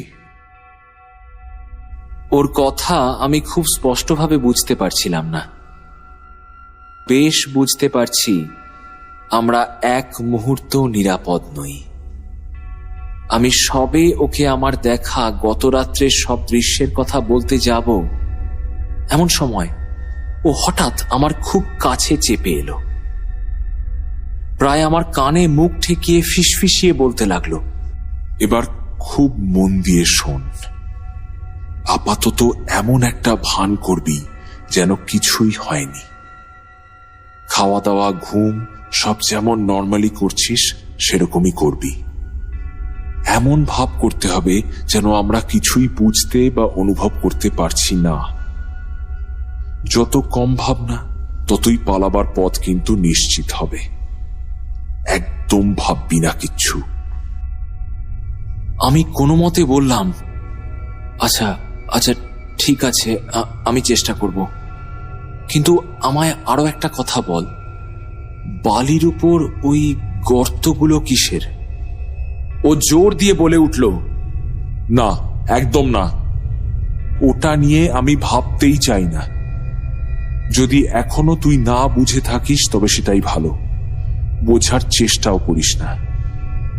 ওরা চায় যে আমরা ওগুলো নিয়ে ভাবি, তাহলেই ওরা আমাদের খুঁজে পাবে। একদম ভাববি না ওগুলো। আমি ওকে আর জোর করলাম না। যা ইতিমধ্যে জেনেছি তাই যথেষ্ট। চুপচাপ বসে রইলাম দুজন। এরপর হঠাৎ একটা ব্যাপার ঘটল। মানে সেরকম ভাবে দেখতে গেলে খুব সাংঘাতিক বা গুরুত্বপূর্ণ কিছু নয়। আসলে মাথার মধ্যে একটা ভাবনার স্রোত বইতে লাগলো আমার। বালির উপর পড়ার জন্য আমার যে একজোড়া স্যান্ড শু আছে সেটার দিকে চোখ পড়তেই হঠাৎ আমার মনে পড়ল লন্ডনের সেই দোকানটার কথা যেখান থেকে আমি ওই জুতো জোড়া কিনেছিলাম। জুতোটা প্রথমে আমার পায়ের মাপে হচ্ছিল না, দোকানদার অনেক কসরত করে ওটা ফিট করে। আস্তে আস্তে আমাদের চেনা পৃথিবীর অনেক ছবি আমার মনে ভিড় করতে লাগলো। রোস্টেড মাংস, সরাইখানা, মদ, মোটর গাড়ি, রাস্তার পুলিশ, ব্যান্ড পার্টি, সব একের পর এক চোখের সামনে ভেসে উঠতে লাগলো। জানি না কেন এসব যতই মনে করতে লাগলাম, মনের ভেতরের চাপটা যেন ততই কমতে লাগলো। হঠাৎ খুব হালকা লাগতে শুরু করলো মনটা। আমি জোরে হেসে উঠে বললাম, শালা তুই একটা কুসংস্কারাচ্ছন্ন ভূত কোথাকার, তোকে আমি। কথার মাঝখানেই থেমে গেলাম আমি। হঠাৎ আমার পুরনো ভয়টা দ্বিগুণ পরিমাণে ফিরে এলো। মাথার ঠিক উপরে একটা শব্দ পেয়েছি আমরা, একটা অদ্ভুত চিৎকারের মতন ডাক। চারপাশের বাতাস যেন হঠাৎ থেমে গেছে, কিছু একটা যেন এগিয়ে আসছে আমাদের দিকে। আমার বন্ধু ছিটকে উঠে দাঁড়ালো, ওর চোখে মুখে একটা প্রবল ভয়ের ছায়া, যে ভয় ও এতক্ষণ অতি কষ্টে ঠেকিয়ে রেখেছিল। ও বলল, এবার আর এক মুহূর্ত এখানে থাকা যাবে না, এক মুহূর্ত না, আমাদের যেতেই হবে, এই মুহূর্তে পালাতে হবে আমাদের, এই মুহূর্তে। আমি খুব বুঝতে পারছি ওভাবে জোরে হেসে উঠে আমি খুব ভুল করেছি। ওরা নিশ্চিত আমাদের অস্তিত্ব টের পেয়ে গেছে। আমি কোনো মতে বললাম, এই অন্ধকারে?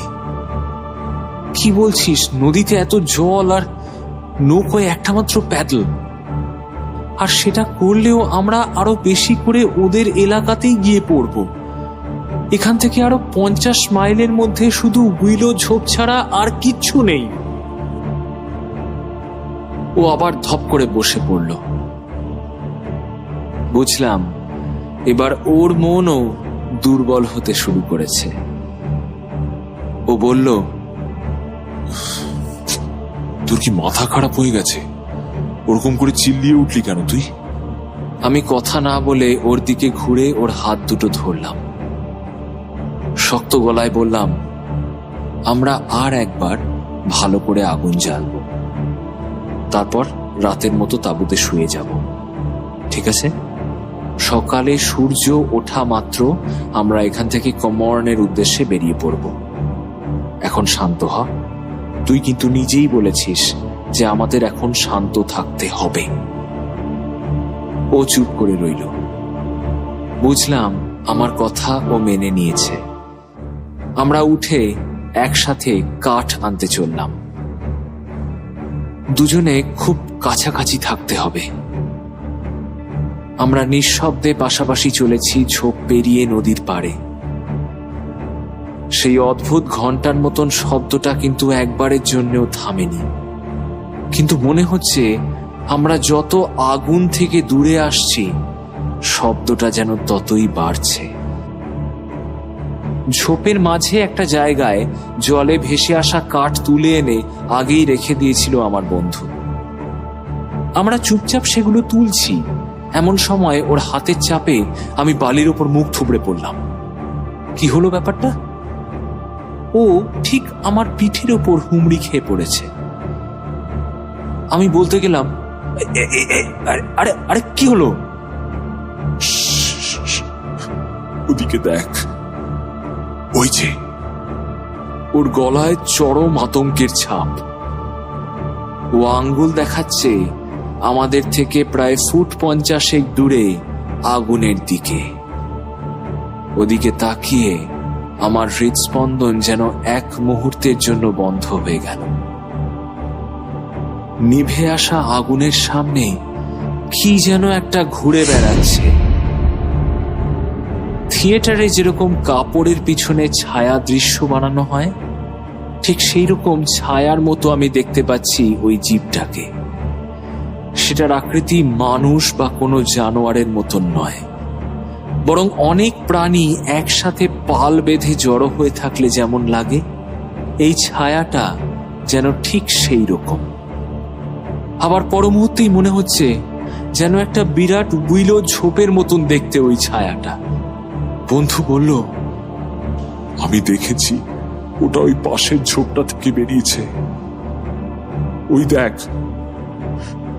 সর্বনাশ, ওটা আমাদের দিকেই আসছে।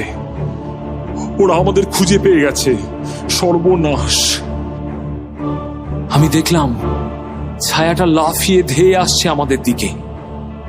উঠে পালাতে গিয়ে টাল সামলাতে না পেরে আমি পিছনে হেলে পড়লাম, আর আমার ভারে পিছনের ঝোপের ডালটা মরাত করে একটা বিশ্রী শব্দ করে ভেঙে পড়ল। হঠাৎ দেখলাম আমার বন্ধু এসে আমার বুকের উপর চেপে বসলো, আর আমার গলা আর একটা হাত মুচড়িয়ে চেপে ধরলো। ব্যাপারটা কি হচ্ছে আমি কিছুই বুঝতে পারলাম না। প্রচন্ড যন্ত্রণায় আমার শরীর অবশ হয়ে আসছে। জ্ঞান হারাবার আগের মুহূর্তে টের পেলাম আমার গলার উপর আমার বন্ধুর হাতের চাপ ক্রমশ বাড়ছে। জ্ঞান যখন ফিরল, তখন দেখি আমি ঝোপের মধ্যে পড়ে আছি, আর আমার বন্ধু আমার সামনে দাঁড়িয়ে আমার দিকে হাত বাড়িয়ে আছে।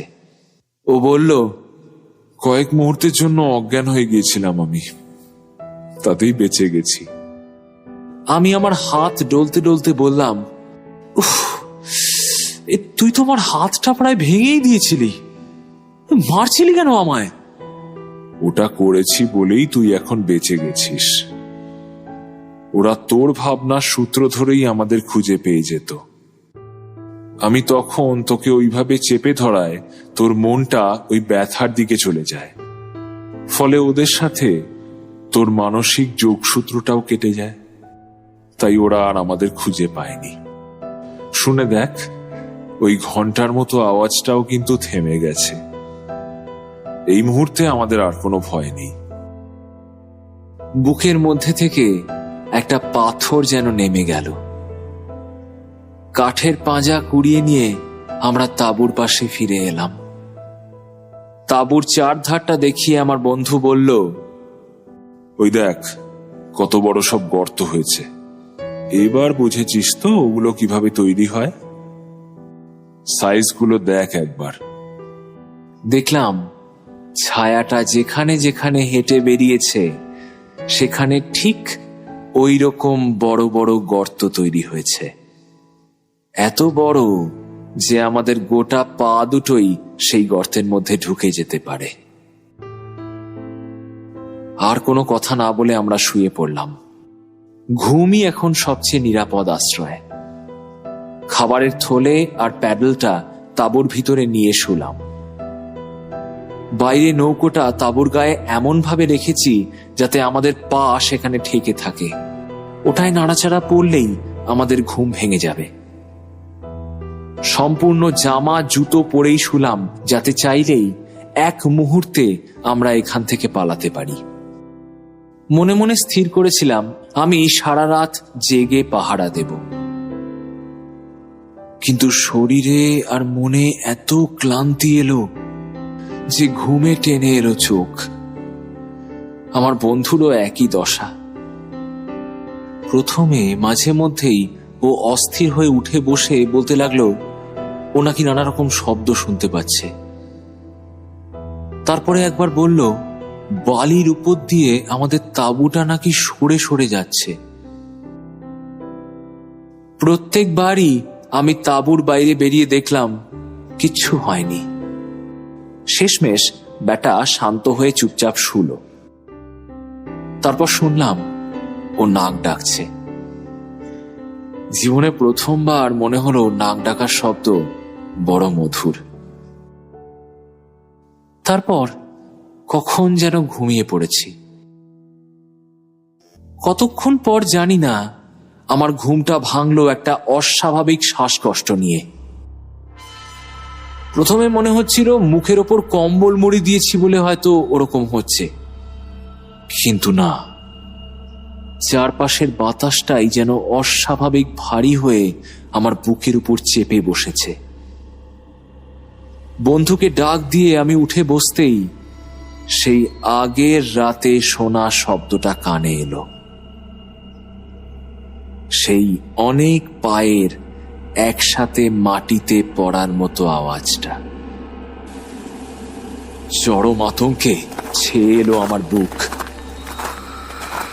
তাহলে কি বিপদ সত্যি এখনো কাটেনি? আচ্ছা, তাঁবুর দরজাটা খোলা কেন? কি মনে হতেই আমি আবার আমার বন্ধুকে ডাকলাম।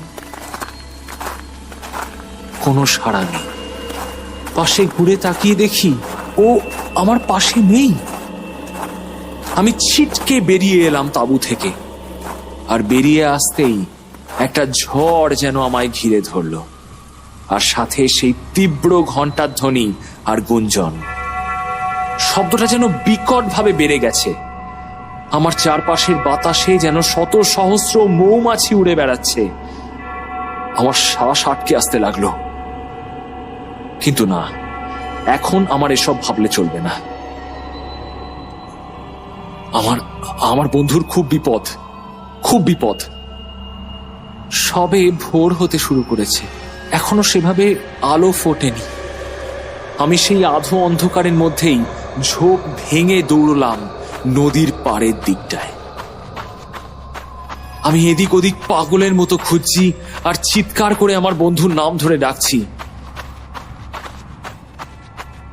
কিন্তু আমার গলার আওয়াজ যেন ঝোপের মধ্যে চাপা পড়ে যাচ্ছে, আর ওই ঘন্টার ধ্বনি যেন আমার আওয়াজকে চেপে দিচ্ছে। দ্বীপের ঠিক মুখটায় পৌঁছেই দেখি ফর্সা হয়ে আসা আকাশের প্রেক্ষাপটে একটা কালো আকৃতি।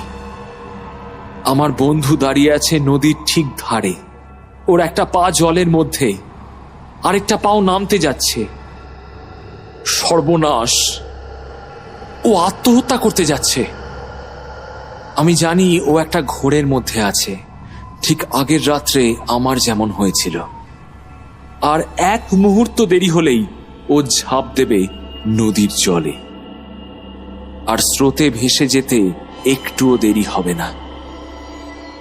আমি ছুটে গিয়ে ওর ওপর ঝাঁপিয়ে পড়লাম। তারপর ওকে হিচড়ে টেনে আনতে লাগলাম। ও যেন একটা নেশায় আচ্ছন্ন। কোনো মতে ওকে তাঁবুতে নিয়ে এসে শতরঞ্জিটার ওপর ফেলে ওকে আমি চেপে ধরলাম। বেশ কিছুক্ষণ ছটফট করার পর ও আস্তে আস্তে শান্ত হয়ে এলো, আর ঠিক তার সাথে সাথেই বাইরের ঘণ্টার ধ্বনি আর পায়ের শব্দ বন্ধ হয়ে গেল। কিছুক্ষণ পর ও চোখ খুলে আমার দিকে তাকালো। চোখ জুড়ে একটা ক্লান্ত দৃষ্টি। তারপর বলল, তুই আমার জীবন বাঁচিয়েছিস ভাই। এই ঋণ আমি কোনোদিন শোধ করতে পারবো না, কোনোদিন না। তবে এখন মনে হয় সব ঠিক হয়ে গেছে। ওরা আমাদের বদলে অন্য একটা শিকার পেয়ে গেছে। এই বলেই ও চোখ বুজে ঘুমিয়ে পড়ল। ওর মুখ দেখেই বুঝলাম ওর মন শান্ত হয়েছে। তাহলে কি ও আর আমি দুজনেই বেঁচে গেলাম? কিন্তু আর কোনো রিস্ক নেওয়া যাবে না। আমি ঠায় জেগে বসে রইলাম ওর পাশে। প্রায় ঘন্টা তিনেক পর ওর ঘুম ভাঙল। ওর চোখ মুখ দেখে বুঝলাম ও যে আত্মহত্যা করতে গিয়েছিল তা ওর একটুও মনে নেই। আমিও এ বিষয়ে ওকে আর কোনো কথা বললাম না। উঠেই ও সকালের খাবার বানাতে বসে গেল। তারপর ও নদীর পাড়ের দিকে যাচ্ছে দেখে আমিও ওর সাথে চললাম। জানি ও আর কিছু উল্টোপাল্টা হয়তো করবে না, তবুও। ও নদীর পাড়ে এসে জলের মধ্যে হাত ডুবিয়ে জল তুলে চোখে মুখে দিল। বলল, যাক, বাঁচা গেল। নদীর জল নামছে এবারে। ওই শব্দও কিন্তু থেমে গেছে। হ্যাঁ, সবকিছুই থেমে গেছে। কারণ ও একটু ইতস্তত করতে লাগলো। আমি বললাম, কারণ ওরা অন্য কাউকে শিকার হিসেবে পেয়ে গেছে, তাই তো? হ্যাঁ, ঠিক তাই। আমার মনে হয় আমাদের আর কোনো বিপদের আশঙ্কা নেই। ও উঠে বলল, চল তো আশপাশটা খুঁজে দেখি, মনে হয় খুঁজে পাবো। কি? ওদের আরেক শিকারকে। ও নদীর অন্য পাড়ের দিকে চলল। আমিও চললাম ওর পিছু পিছু। ওদিকের পাড়ের কাছটাতে পৌঁছেই ও বলল, ওই দেখ, ওই দেখ। ও আঙ্গুল তুলে দেখাতেই দেখলাম একটা বড় কালো মতন কি যেন পড়ে আছে। তার অর্ধেকটা জলের মধ্যে আর অর্ধেকটা বালিতে। উপরের অংশটা উইলোর শিকড়ের সঙ্গে আষ্টে পৃষ্ঠে জড়িয়ে আছে। কিছুক্ষণ আগে জায়গাটা সম্ভবত পুরোটাই জলের নিচে ছিল। দেখ, এই লোকটাকে পেয়েছে বলেই আমরা বেঁচে গেলাম। সামান্য এগোতেই দেখলাম, হ্যাঁ, একটা মানুষের মৃতদেহই বটে। মুখের অর্ধেকটা বালিতে ঢেকে আছে। নিশ্চয়ই লোকটা ডুবে মরেছে প্রায় কয়েক ঘন্টা আগে। স্রোতে ভেসে যাবার সময় সেটা আটকেছে উইলোর শিকড়ে। বন্ধু বলল, চল লোকটাকে ঠিকঠাক করে গোড় দি। চল। আমরা দুজন পাড়ের ঢাল বেয়ে নামতে শুরু করলাম। লাশটার গায়ের জামা কাপড় প্রায় সবই স্রোতের টানে ছিঁড়ে ভেসে গেছে। কিছুটা নামতেই আমার বন্ধু হঠাৎ থমকে দাঁড়িয়ে গেল। তারপর হাত তুলে আমাকে থামতে বলল। ওর চোখে মুখে হঠাৎ জেগে উঠেছে একটা সতর্ক দৃষ্টি। কিন্তু এই সময় আমার পাটা হঠাৎ হড়কে গেল। আমি বোধহয় একটু বেশি স্পিডে নামছিলাম, তাই হঠাৎ টাল সামলাতে পারলাম না। ফলে হুমড়ি খেয়ে পড়লাম ওর ঘাড়ের উপর। আরে আরে আরে আরে! দুজনে গড়িয়ে নিচে পড়তেই আমাদের সজোরে ধাক্কা লাগলো পড়ে থাকা লাশটার সাথে। আর সেটা হবার সাথে সাথেই এমন একটা ঘটনা ঘটলো যে আমরা চিৎকার করে ছিটকে সরে এলাম। ধাক্কাটা লাগার সাথে সাথেই সেই ঘন্টার মতো শব্দে চারপাশ কেঁপে উঠল। না, এবার আর একটা ঘন্টা নয়, এবার যেন শয়ে শয়ে ঘন্টা একসাথে বাজছে। আর মনে হলো একটা অদৃশ্য কিছু যেন লাশটার ওপর এতক্ষণ বসেছিল, সেটা এখন ঘুরপাক খেতে খেতে আকাশের দিকে উঠে ক্রমশ অদৃশ্য হয়ে যাচ্ছে। শব্দটাও ক্রমশ ক্ষীণ থেকে ক্ষীণতর হতে হতে একেবারে মিলিয়ে গেল। ঠিক মনে হলো আমাদের ধাক্কা লেগে যেন কোনো অদৃশ্য হিংস্র প্রাণী তার শিকার ফেলে রেখে পালালো। আমরা দুই বন্ধু পরস্পরকে ধরে বেশ কিছুক্ষণ দাঁড়িয়ে রইলাম। আমরা বাকরুদ্ধ। আমাদের কিছু বলার ভাষা নেই। নদীর স্রোতের টানে লাশটা এবার শিকড়ের জাল থেকে ক্রমশ খুলতে আরম্ভ করেছে। এভাবে ওটাকে ভেসে যেতে দেওয়া যাবে না, ওটাকে আটকাতে হবে, ওটাকে ধরতে হবে। চল, ওটাকে ধরতে হবে। এই বলে বন্ধু পা বাড়ালো জলের দিকে, কিন্তু পারল না। মাটিতে হাঁটু গেড়ে দু হাতে চোখ ঢেকে বসে পড়ল। আমিও এবার দেখেছি লোকটা সারা বুকে বড় বড় কতগুলো গভীর গর্ত, ঠিক যেরকম গর্ত তাঁবুর পাশে বালির উপর আমরা দেখেছি সেই রকম। সেই অজ্ঞাত দুনিয়ার প্রাণীর পায়ের দাগ। আমার বন্ধু আর নিতে পারল না, ডুকরে কেঁদে উঠল।